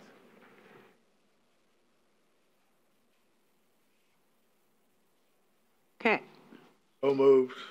Mr. Harrington's made a motion to find respondent non-compliance or respondent come into compliance by the next cutoff date, 3/4/2020, or be returned to the board for consideration of a fine of up to $1,000 per day. Is there a second? Second. Second, Ms. McLean. All in favor say aye. Aye. Like sign opposed, motion carries. Case number 15, CEB 0220-23, Miriam Nova Soto. Respondent present? Yes. Thank you. 147 Lee. State your name and address, please. Megan Byrne, 5460 Hoffner Avenue, Orlando, Florida. Your name's Megan? Yes. Burns. How are you related? Property management. Raise your right hand. Do you solemnly swear or affirm that the testimony you're about to provide is the truth, the whole truth, and nothing but the truth? I do. Thank you. What is the name of your company? Anderson Management Group.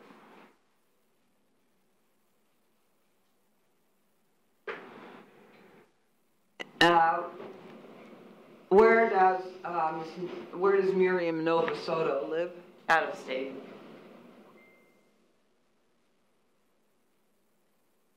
How long have you been representing this property? We actually took it over in July. It was on the market for sale, and then she decided to put tenants in. You've known about this license problem since July? When we applied. And I'm not quite sure when the initial... We'll hear from Mr. Jackson and Mr. Jones, and then we'll let you respond to that. Okay, go ahead. Yeah, Madam Chair, members of the board, the inspector in this case is Mark Jones. This is for compliance or non-compliance. He reports that this property is in non-compliance. It was inspected on 2-3. There are still a few things that need to be done, things that will recently be completed by the next call. So he's asking that it be basically finding non-compliance and next call is non-compliance. I tend to Mr. Jones. What needs to be left to be done, Mr. Jones? We had some smoke detectors, couple screens, and a little bit of wood rot, very minor items Okay. that they should be able to have done before the next cutoff. Okay, and you agree you'll have those done? Yes. Okay, good. Chair will entertain a motion by respondent non-compliance, or do you want to say anything else other than? No. We're just okay. Chair will entertain a motion by respondent non-compliance or respondent come into compliance by the next cutoff date 3/2, or is it 3/4? 3/4. 3/4. Or be returned to the board for consideration of fine up to $1,000 per day. So Motion, Ms. Roby, do we have a second? Second. Second, Ms. McLean, all in favor say aye. Aye. Sign opposed, motion carries. Okay. Thank you. Case number 16, CEB 022020, Sean Hughes at 223 Arlington. Okay.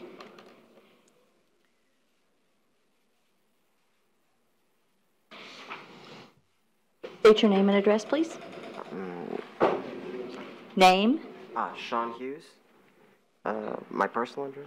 That's good. 754 Laverna Drive, Laverna, Holly, Florida, 32117. Okay. Do you solemnly swear or affirm that the testimony you're about to provide is the truth, the whole truth, and nothing but the truth? Absolutely. Thank you. All right, let us hear from Mr. Jones and Mr. Jackson. Madam Chair, members of the board, this is before you for determination of compliance or non-compliance. The inspector is Mark Jones. Mr. Jones reports that the property is in non-compliance. And he's asking for next cutoff of the property to be brought into compliance. Mr. Jones, what's left to do here? We had some miscommunication, could not correspond with the property owner. I've talked with her this morning. We have an inspection scheduled for February 20th. So that's where we're at. So, Mr. Hughes is not the property owner? I'm the property owner. That was my mother. We work together. It's jointly. She and I work together. but you actually own the house? I am the actual owner. Okay. And I've always had occupational license on the property, but my father had passed and I had been paying in his name. I went ahead and repaid everything and put it in my personal name, and has been. I just need to, like you said, well, have an inspection. I welcome that. I take pride in my property. I'm happy to have anybody check it out. And we have a February 20th inspection. Correct, and my understanding is it's unoccupied at this time. Okay. Yes. So. Okay. All right. And I have the receipts here for my license. It's fine. Okay. Okay.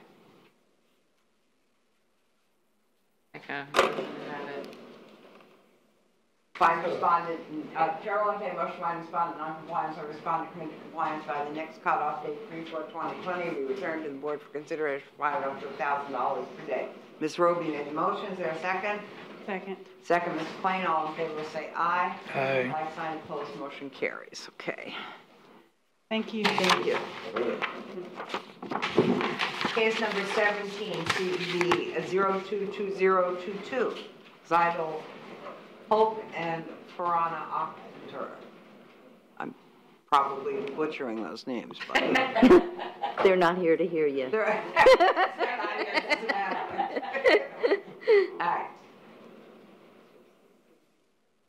Madam Chair, members of the board, this is before you for determination of compliance. Non-compliance, the inspector is Mark Jones. Mrs. Jones reports that the property had an inspection on January 22nd that they were not successfully filled based on the general practice of the rental program. You're given 30 days to get the matter resolved, so he has until February 22nd.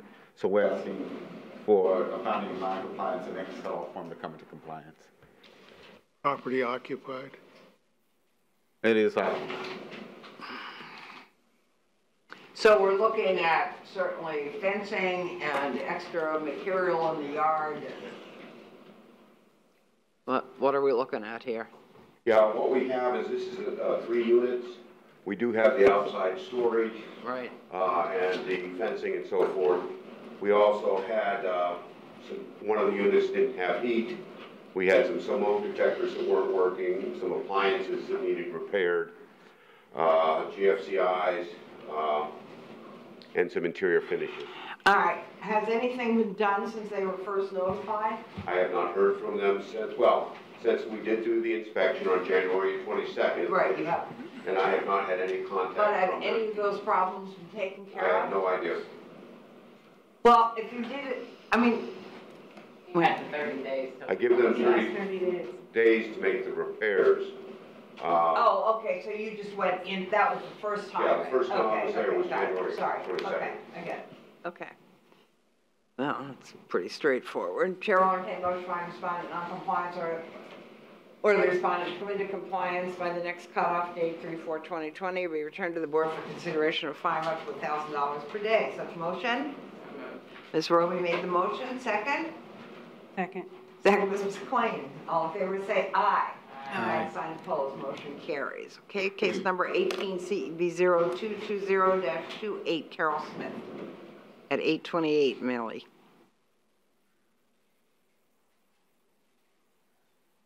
Respondent's not here? That was one that was. Yes. Oh, yeah, you're right. I didn't write it down. That case is in compliance. Case number 18 is in compliance? Yep. Okay. Hold on, I just missed writing it down. That's all right. Yeah, you know, it's. Just got this morning, so it's in compliance, All right. 2/12/2020. Thanks, Sarah. Okay, case number 19, CEB 02-20-25, Deborah Wilkerson. Oh, yeah. Etler. Oh, I don't know. No. That was case number 6. State your name and address, please. Debbie Wilkerson, 534 Live Oak Avenue. Okay. And are you going to testify as well? Yes. And your name is? Julio Quiñones, 107 South Volusia Avenue, Pearson, Florida. Can you? Pearson, 32114, 32180. Go. Can you spell your last name, please? Q-U-I-N-O-N-E-S. Okay. Raise your right hands. Do you solemnly swear or affirm that the testimony you're about to provide is the truth, the whole truth, and nothing but the truth? Thank you.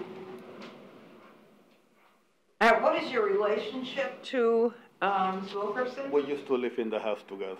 Okay. He's also the father of my youngest child. Okay, so, go ahead. Madam Chair, members of the board, this is before you for determination of compliance or non-compliance. The inspector, Sarah Kirk, Mrs. Kirk reports that the property right now is in non-compliance. She's asking for the next cutoff for the property to be brought into compliance. And to Mrs. Kirk, if you have any actual questions. Okay, so peeling paint, windows, screens, and fence. And we can, when we look, I think we can see these pictures. When were these pictures taken, Ms. Kirk? Some were as recent as February 4th. Okay. Okay. February 4th on that one. All right. And you were notified in April that these problems existed. There were. Okay, what would you like to tell us? There was other issues also, and we did work on those. Fix those up? Yes, and then the house got broken into and vandalized, and then we had. You live there, right? No, I moved out. I'm staying with my daughter right now, just because there was so much work that needed to be done in the house. Okay, but does anyone live there? He's. You stay there. Mm-hmm. Because it's not, it's been broken into twice, all my tools are stolen. Okay. And we have to use most of the money for the outside repairs to repair the vandalism inside. Okay. So what you're here for is peeling paint, fixing the windows, the screens, and the fence. Do you think you can have that done by, I mean, this is just compliance or non-compliance, and we can see the work needs to be done. I will be honest with you. Yeah. The house is two-story, need to be a scaffold to do all that. The screens are not removable. It's a staple to the structure itself. It was something that was put in there with the staples, no frame, no nothing, and something that you have to go for the outside, remove it to replace it. So we've just decided we're going to sell the property, and I am in a contract right now with Home Solution Investments. I've got a contract now with them, and they're meeting me today at the house to take pictures and move forward. Try to preserve it, but if you get into the point, if we leave it alone, it get vandalized. So they're coming to list the house or? Yeah. Yes. To check today, take picture to see. They've already sent me a contract, and we've already signed one. Okay. I'm just meeting with him today. He's going to take pictures to see what work needs to be done and get his contracting people to get started on it.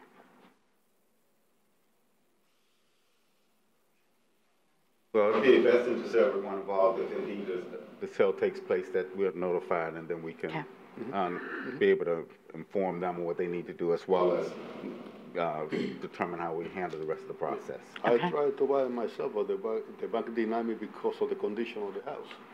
And I'm not faulting you. I'm just saying that, there's a process, and but you're fine if that's what you would like to do, and. Right, that really, you know. Yeah, there's a process of notification that's in the statute as well, so just make sure you cover all of that.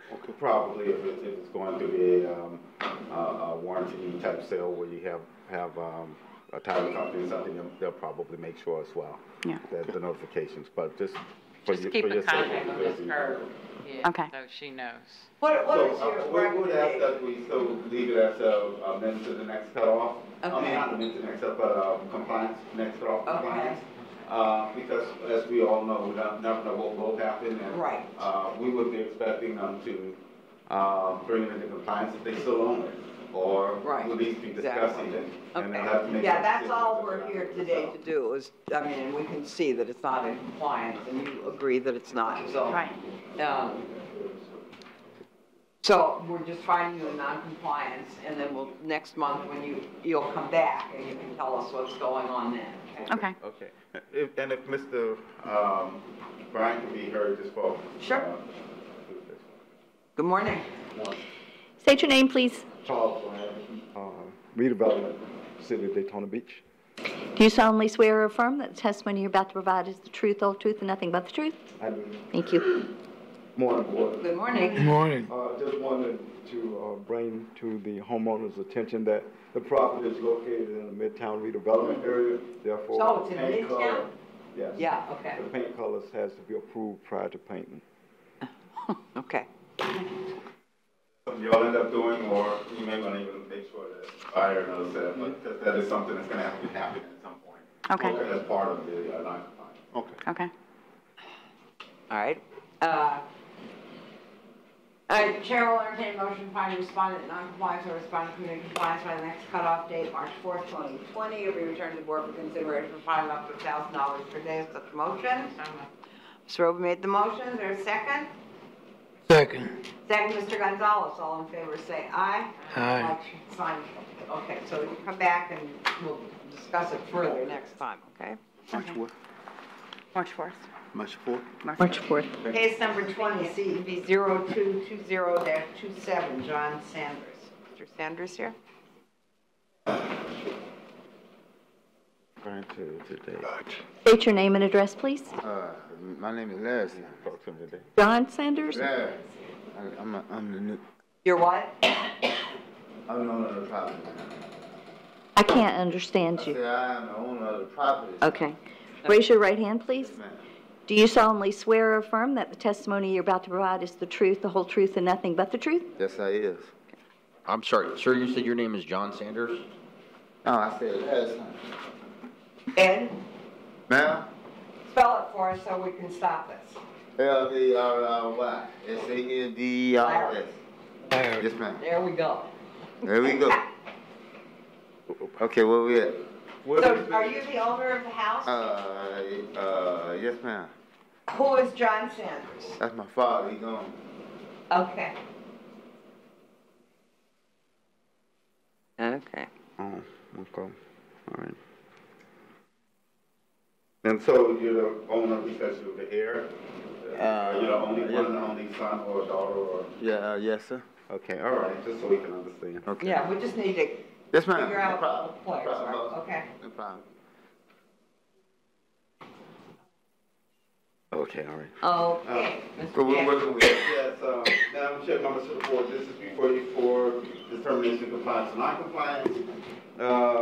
Ms. Kirk has not had any contact with anyone, so this is her first contact with an owner. It's not in non-compliance, he's asking for next cutoff Okay. for the property before the compliance.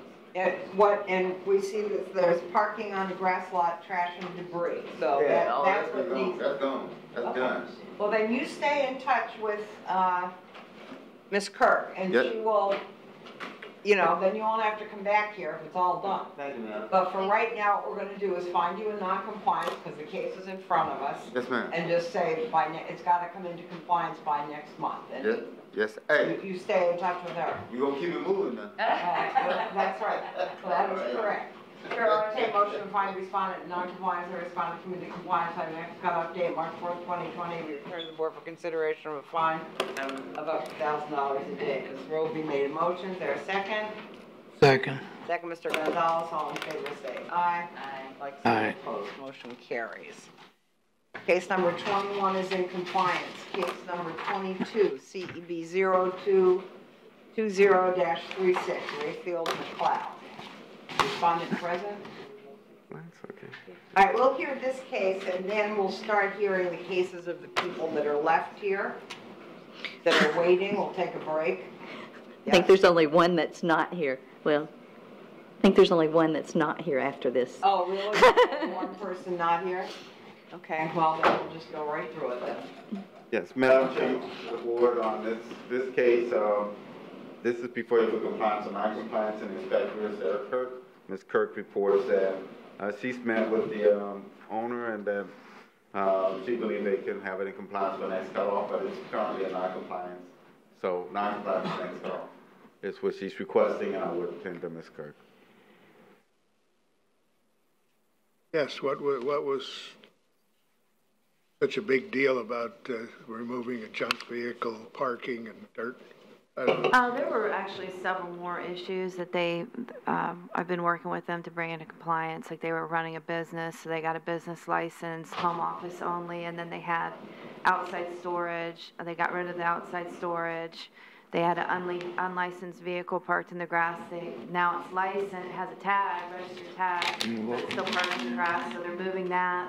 It was just a lot of issues back and forth. Because that's been since, I mean, it doesn't look like a whole lot since May. Right, some of the violations have been in compliance. Okay, cool. All right, Chair will entertain a motion to find respondent non-compliance or respondent to compliance for the next cutoff date, March 4th, 2020, to return to the board for consideration of a fine of up to $1,000 per day. So move.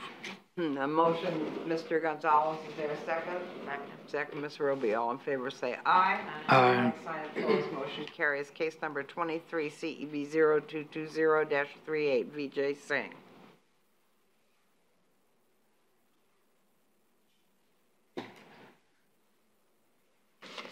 Good morning. Morning, Board. State your name and address, please. Vijay Singh, 713 Miriam Street, Daytona Beach. Sorry, 7727 Chinkapin Code, Orlando, Florida. Did you call 22, case 22 or 23? This is 23. 23. We just did 22. We just did 22. Rayfield McLeod. I missed something. Okay. Do you solemnly swear or affirm that the testimony you're about to provide is the truth, the whole truth, and nothing but the truth? Yes, ma'am. Thank you.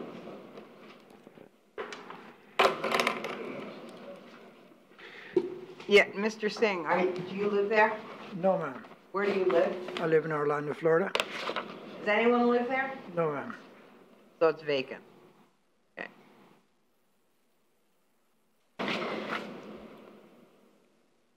Madam Chair, members of the board, this is before you for determination of compliance or non-compliance. The inspector is Sarah Kirk. Ms. Kirk reports that this property is in non-compliance. She's asking for next cutoff of the property to be brought into compliance. Okay, you were first notified in April.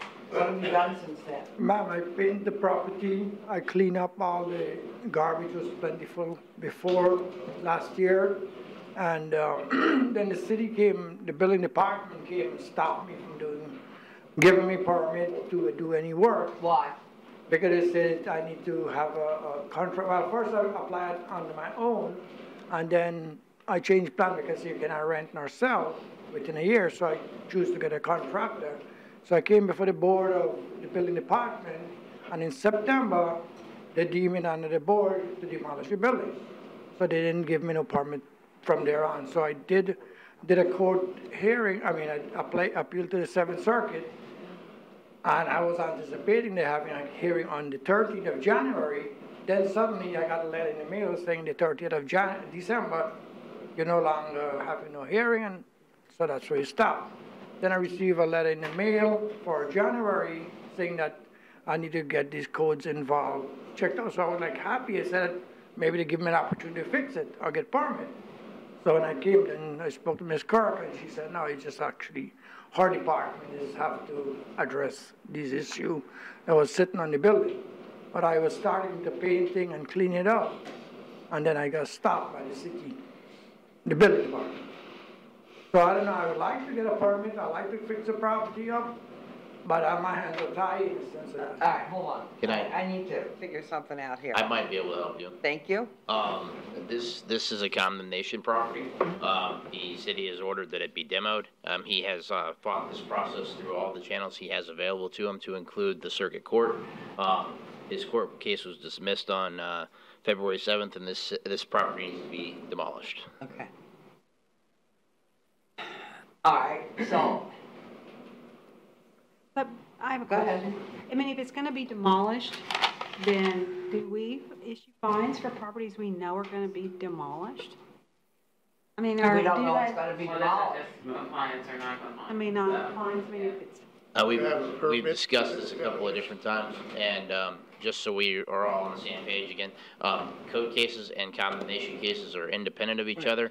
They run on two different tracks, and they're intended to be that way, so that there's a check and balance. Right. And if one goes through an appeal process, there's still a code case to make sure things are being fixed. Okay. okay. So I like to keep the property, I like to fix it, but I don't know. Go right ahead. So, but I can't get a permit to fix nothing, so I'm like, up in the air kind of. Let's find them in non-compliance. Yeah, that's, I mean, right now, what we're gonna do is find you a non-compliance because of, But Miss Curtin, she knew, I took her to the property last 2 weeks, and I showed her I was painting it and fixing and remove all the things from since last year date. I mean, the grass is cut, you might have a picture yesterday, the grass is up to standard if you, I mean, whatever. okay. He has done some things, but most of the stuff he can't do because there's a hold on permits, and now it's Right. done. And Correct. So it's beyond. Okay, okay. So, all we're doing right now, Lieutenant Lee, excuse me, did you say it's already been condemned? yeah, and we went to That's the correct. circuit court as well, right? Yeah, it's been Well, to It's the, already been condemned. That's yeah, right. it's been to the, Yeah. I forget the name of the board, but it's been to the board. Of building codes, Feel that- Board of Building Codes. So is that reversible? Not at this No. point. Well, Let's put this to. well, procedurally, I mean, Right. we're on two different tracks. Right. Yeah, We're on procedurally, yeah, you can still do things, but that's a whole nother conversation. Right. But that's related to the building code case. This is the code enforcement case, so. Bless it's you. two different tracks. Okay. So whatever decision or whatever you want to do beyond whatever the findings were at the circuit court, that's something, different conversation. Let's track this to non-compliance. Yes, Thank you. okay. Would you like to make that motion? Just made the motion. Okay. Second. Mr. Harrington made a motion to find respondent not Second. in non-compliance or respondent committed compliance by the next cutoff date, March 4th, 2020, be returned to the board for consideration of fine of up to $1,000 per day. Mr. Gonzalez seconded. All in favor say aye. Aye. Right sign opposed, motion carries.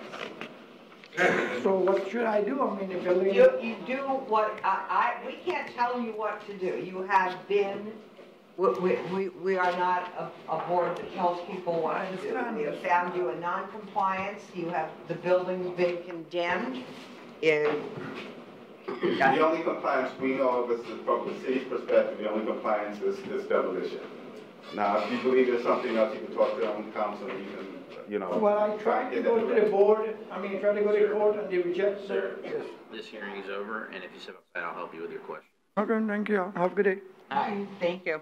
All right, we did case 24, 25 is in compliance, case 26, CEB 0220-39. Neil for Hitchcock. What case numbers? 26. We're on page. I know, I feel like we missed one. Did you, you said 2021 was in compliance. I didn't have that. Was 21 in compliance? No. I didn't think so. I'm sorry, yeah, you can check the address, the inspector said it was, so maybe there's another one. 371 and 369 Jefferson? I don't remember hearing the case. I remember Ouija saying. Yep, that's correct. That's correct. Mine says compliance. She sent me two cases this morning. Well, let us figure out what's going on here. She sent me two cases this morning that were in compliance, and that is the second one, which is number 21. 21. Thank you, Mr. Harrington, because I was missing that case too. And that is in compliance on yesterday, 2/12. Okay. 20. No, I'm sorry. 20. State your name and address, please. My name is Ken Francois, for property manager. On behalf of the owner. We're on case. Your last name? FRANCOIS. And we are on case 26? 26. Okay. 022039. Do you solemnly swear or affirm that the testimony you're about to provide is the truth, the whole truth, and nothing but the truth? I do. Thank you. Madam Chair, members of the board, this is before you could determine issue compliance or non-compliance. The inspector, Jerome McCoy. Mr. McCoy reports that the property remains in non-compliance. He had previously had no contact. I don't know if he since had any contact with anyone, but on my last conversation he had not. But in any sense, it is a non-compliance. He's asking that to be brought into compliance for the next time. Okay. All right. Mr. Francois, are you the manager of the property? Yeah, property manager. Okay, and where do Neil and Cora Hitchman live? Out of state. Okay. Is the property occupied? Yes. She has since applied and paid. I have the invoice for that, so we are working towards getting the business license. So. They were unaware, we were unaware that it was needed for that property, but since then. For a rental property, didn't know that you needed. A business tax license. They recently purchased, and then we started managing. Because they're from out of state, so they don't know what the law is. And we manage, we're located in Orlando, so we weren't. So you weren't managing it when she was first? No. Okay. How long have you managed it? October 2018. All right, now you're fully aware, and she's fully aware of what needs to be done. Yes. Okay.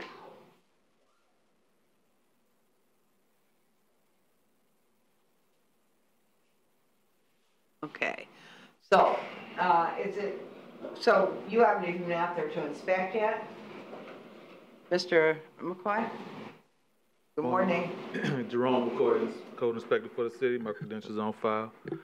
No, I haven't. Okay. The owner recently applied for a rental license. Okay. It's been approved, so it will be Okay. an inspection schedule. Okay, so it hasn't been done, so Chair will entertain a motion to find respondent non-compliant or respondent committed compliance by the next cutoff date, 3/4/2020, and we return to the board for consideration of fine of up to $1,000 per day. Such a motion. Roby made the motion. Second. Second. Second, Mr. Harrington, all in favor say aye. Aye. Like sign opposed. Okay, glad you're moving along, thank you.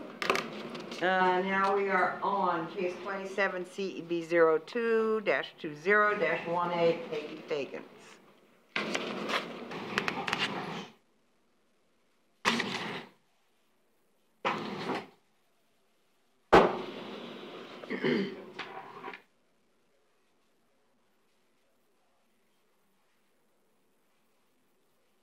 State your name and address, please. Peggy Fagans, 917 Emma Street, Daytona Beach, Florida, 32114. Raise your right hand. Do you solemnly swear or affirm that the testimony you're about to provide is the truth, the whole truth, and nothing but the truth? Yes. Thank you. All right, where are we here? Okay, this is tax and rental. Ms. Fagans, is this property occupied? No. So it's empty? Yes. How long's it been empty? Since September. The people that were there, they passed. What happened? They died. Oh. Okay, sorry. So you don't, this is not where you live. Where do you live? I live on 917 Emma Street, Daytona.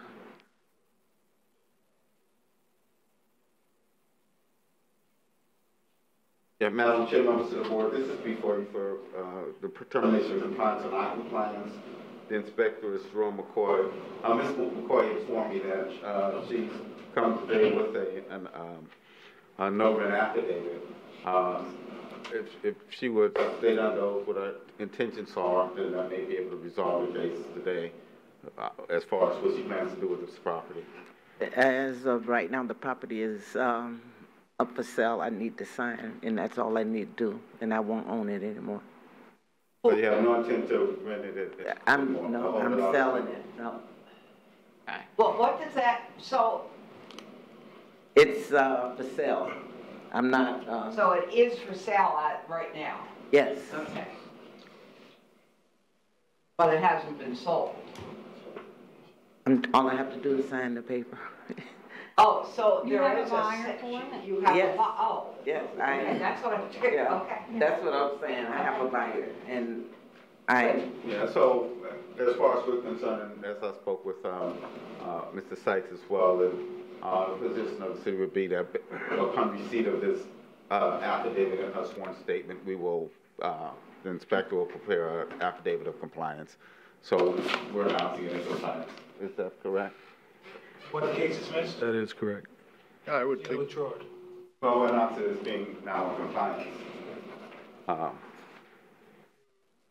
you want us to come with a Wait, non-compliant. excuse, I need to ask a question.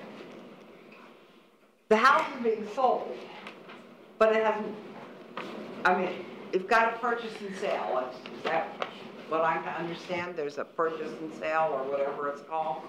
Madam Chair, our decisions are based on the fact that it's been sold. It's based on her sworn statement that it's not going to be available, being made available to Not rent. gonna be rented. It's not going to be a rental property. So she doesn't need an inspection, okay, okay, all right. Whether she Clear, sells it or because- not. If you want to withdraw, or we gotta, Right. take action. Well, We're gonna put her in compliance.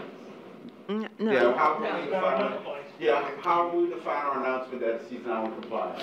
If you declare that as a withdrawal, I think it should- it would be the same as what we would do in any other case that's on the agenda. We're just announcing it. I know we've done sworn, so maybe You want to do, okay, find a non-compliant, now with compliance? that works, yes. That's probably the best thing since, we don't know the ownership. Okay, the chair will entertain a motion to find respondent previously in non-compliance, but currently in compliance. That's it? Yes. Okay. As of today. And any subsequent violations should be subject to a fine. Okay, all right, and for any future violation, be returned to a subsequent meeting for consideration of a fine of up to $5,000 per occurrence in case be dismissed, or no? Yeah, you said. Yeah, in case be dismissed. So moved. So that's like a wolf on. Second. All right, Mr. Harrington moved. Mr. Harrington made the motion, we have a second? Second, Ms. Roby, all in favor say aye. Aye. Like sign opposed, motion carries. Okay, thank you. Thank you. Good luck. All right, case number 28, CB 022015, Audrey Broxton. Not here? I'll scan it in. I'll scan it in to the case file. Anybody here? Okay. Madam Chair, members of the board, this is before you for determination of compliance and non-compliance. Inspectors, John Stinson, Mr. Stinson reports that the property is in non-compliance, and next cutoff to come to compliance, he spoke with the owner a couple of days ago, and that's the status. I tender Mr. Stinson if you have any factual questions. So you have spoken to the owner, so Yes, ma'am. they're aware of it. Okay. They started doing any work yet? I literally spoke with her the day before yesterday. She was under the impression that these violations were corrected. And we had a conversation, and no. She knows what needs to be done now. She lives there? No, she doesn't. She lives in Texas. This is a rental? Yes, it is. Do they have a license? No, they do not. So you need another case? There is a rental case active on the property. Okay. Okay. I thought I recognized the name. Okay. All right, well, Carolina motion, entertain a motion by respondent non-compliance or respondent committed to compliance by the next cutoff date, March 4th, 2020, be returned to the board for consideration of fine of up to $1,000. Second. Motion, Mr. Roby, second. Mr. Harrington, all in favor, say aye. Aye. Fine opposed, motion carries. Case number 29, CED 022034, Stephen Rogers et al. It's a lot of Rogers there. Sure is a lot of Rogers. Morning. Good morning. State your name and address, please. Stephen Rogers, 410 Lockhart Street, Daytona Beach, Florida, 232114. Raise your right hand. Did I swear you in already? No, I didn't. Sorry. Do you solemnly swear or affirm that the testimony you're about to provide is the truth, the whole truth, and nothing but the truth? Yes, ma'am. I thought he was up here with you. Okay, so, Mr. Rogers, who are all these other people?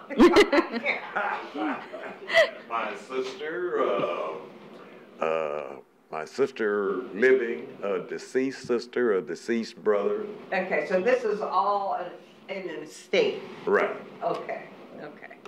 And who lives there? I live there, my sister lives there, and my niece lives there. Okay. Jackson. Yes, Madam Chair, members of the board, this is for determination of compliance and non-compliance. The inspector is John Stinson. Mrs. Stinson reports that it is non-compliance, but they are working on it. He's had contact with them. He's asking that it be in compliance for the next couple. Okay. Sounds good to me. You can get that all done by next time, right? I'm hoping to. Okay, all right, fine. Thank you very much. We Thank you. appreciate that. Okay. Chair will entertain a motion to respond to non-compliance or respond to committed compliance by the next cutoff date, March 4th, 2020, or be returned to the board for consideration of a fine of up to $1,000 per day. So moved. Motion, Mr. Harrington, is there a second? Second. Second, Ms. Ruby, all in favor say aye. Aye. Like sign opposed. Motion carries. Case number 30, CEB 0220-16. Tony Squires? Okay.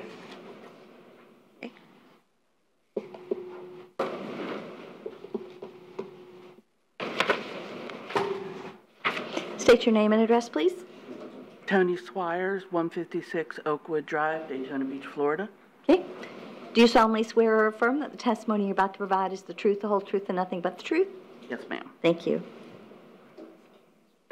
Is this where you live? Yes, ma'am. Okay. Yes, Madam Chair, members of the board, this is before you for determination of compliance or non-compliance. The inspector is John Stinson.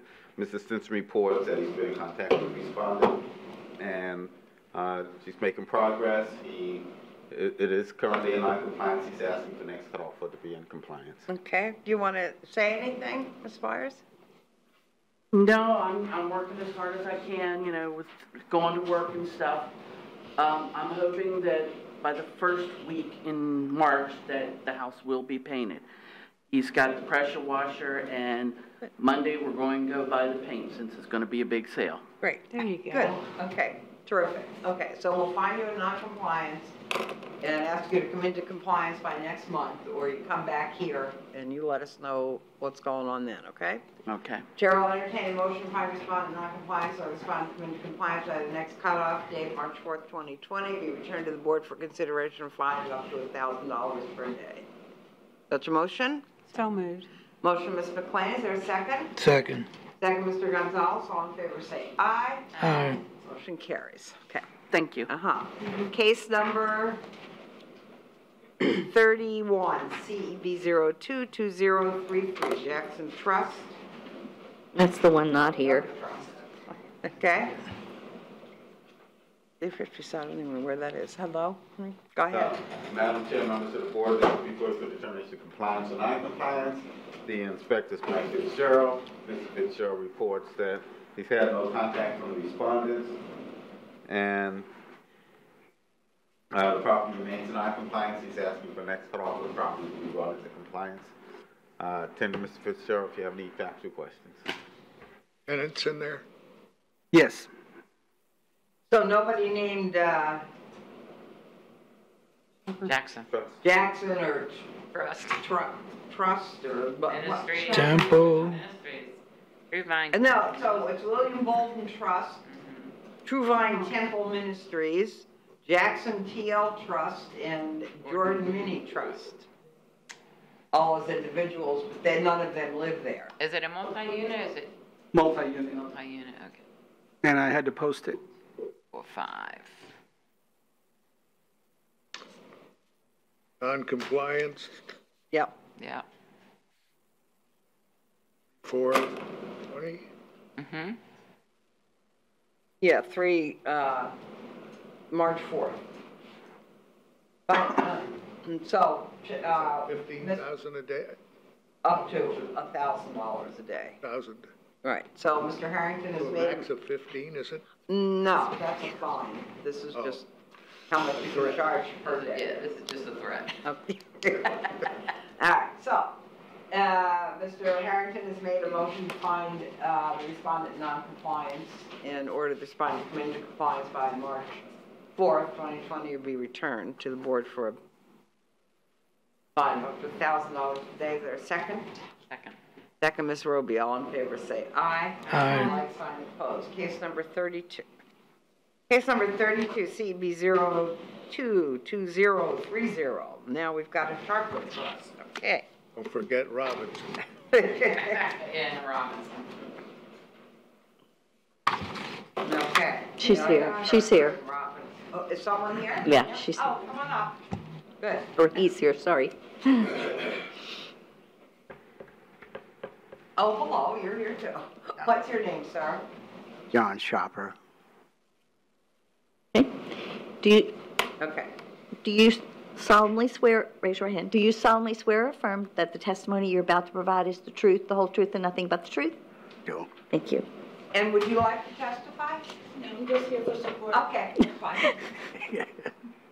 That's fine. Okay, Mr. Sharper, do you live there? No. No? No. Okay. Does anyone live there? No. So it's vacant? Yes. Has it been vacant a long time, or? About 3 or 4 years. Okay. And so this is all in all these different names, or this just because you're heirs to something, correct? To this property? We're all heirs to the property. All are deceased except myself. Okay. Yes. All right. Okay. Mr. Jackson. Yes, Madam Chair, members of the board, this is before you go to determination of compliance or non-compliance. The inspector is Mike Fitzgerald. Mr. Fitzgerald reports that the property right now remains in non-compliance. He's asking for compliance by the next cutoff, and asking that the property be secured to city standards. Well, I don't know if they're working on it. Be secured to city standards in any event. I'm sorry? Okay, there's an open area in the back where there's an issue of vagrancy going on. Trespassers are going in, so. So that's what we're talking about? Yeah, they need to get it secured. As well as, I don't know if they've already taken advantage of trespass arrest, but they will give them some direction on that as well.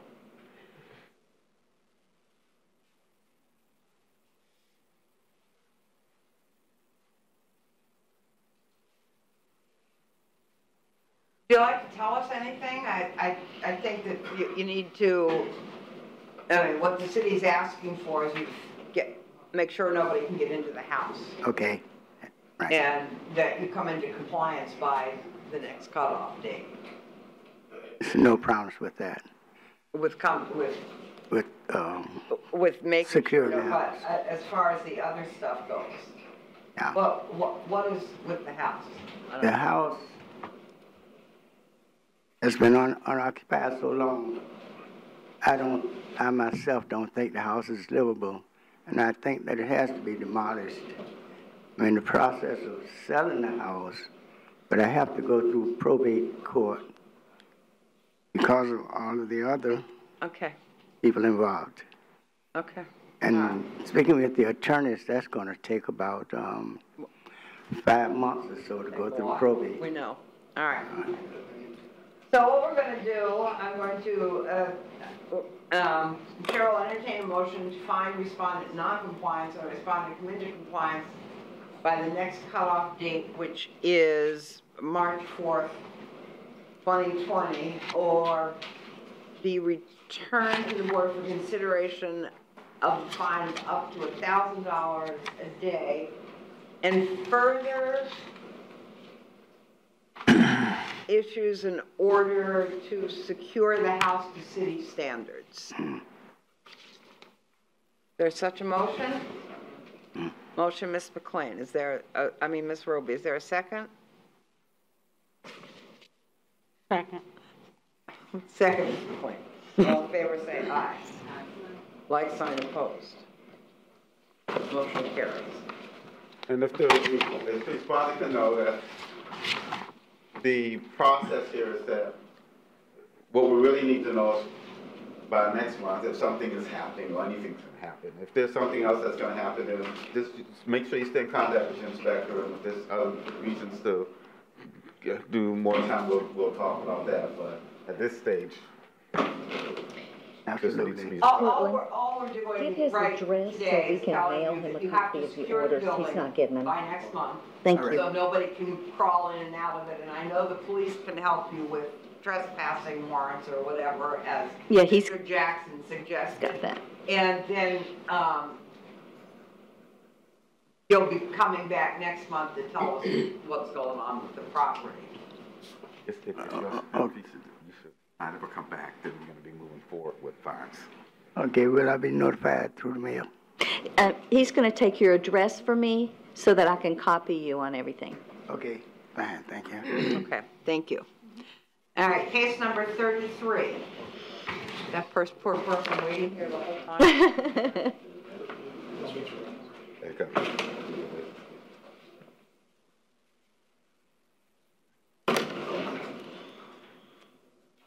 Wow.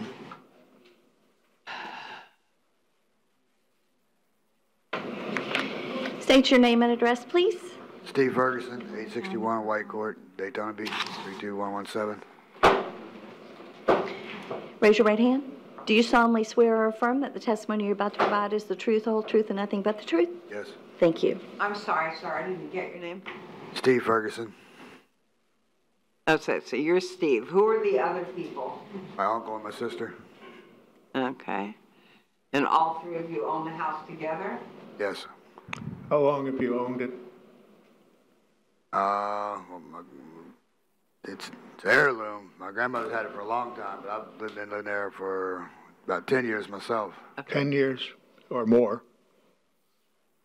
And me personally, been there 10 years, but my grandma's had it since, what, Right. 85 or something. So, but all three of you own it and have owned it for a while. Bless you. Okay. And you all live there? Just me. Just you. Uncle lives in Kentucky, and my sister lives in Ormond. This is all recent, because it just got out of probate. My grandmother passed away a few years ago.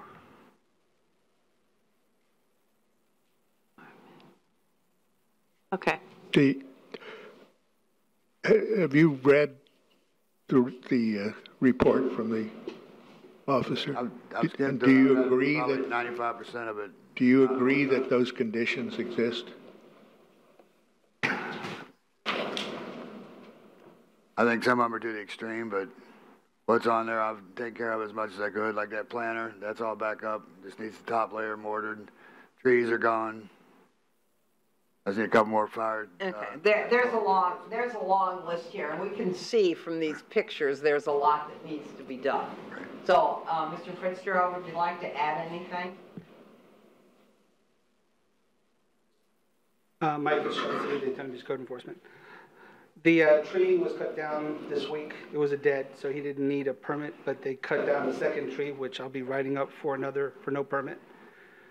That was, if you don't mind me saying, my neighbor, the next comp, cut Okay, that down. just wait a minute. Let Mr. Fitzgerald speak, and then I'll let you talk. The electrical hazards have been repaired by an electrical contractor who sent me a letter stating that fact. Okay. The parking in the grass and the side is stopped, and the missing address numbers have been put up. So there's some work is being done. You're working on this. Yeah. Now, you were notified in May. Okay, so. It's a long process. I'm by myself. You what? I'm unemployed, been trying to do it by myself, so it takes a little while. Okay. What are you doing about the pool? I'm trying to get it painted and filled back up. Is it fenced? It's fenced in, yes. Okay.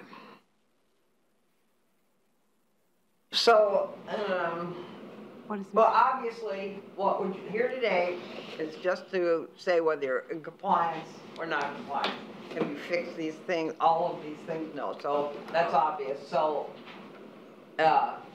you're in non-compliance. Agreed. Say I'm within 95 to 97%. Okay. So then,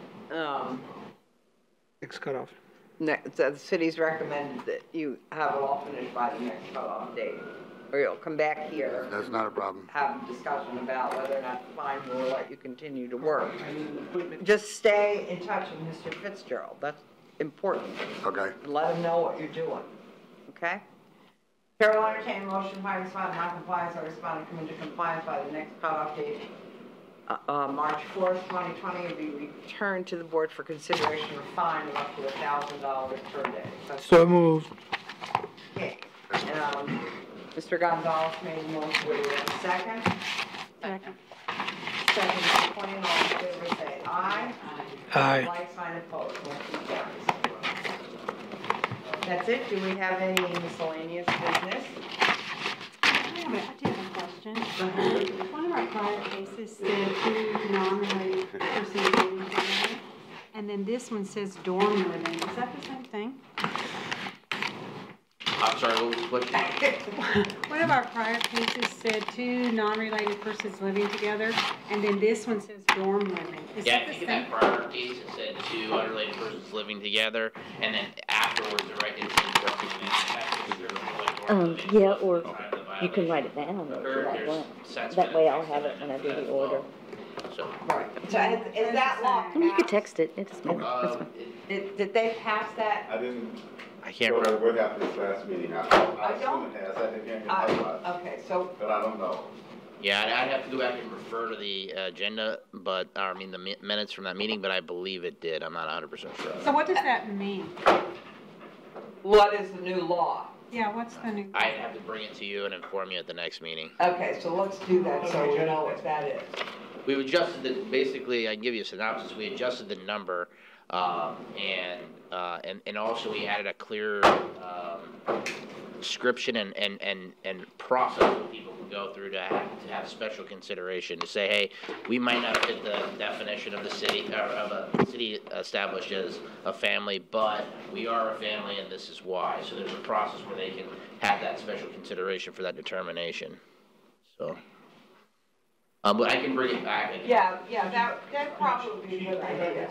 Yeah, that's no problem. Because we'll probably be seeing more of those cases. Yeah, we'll just spend a couple minutes to go over that. Okay. Anything else? No, I can't think of anything. Okay, that was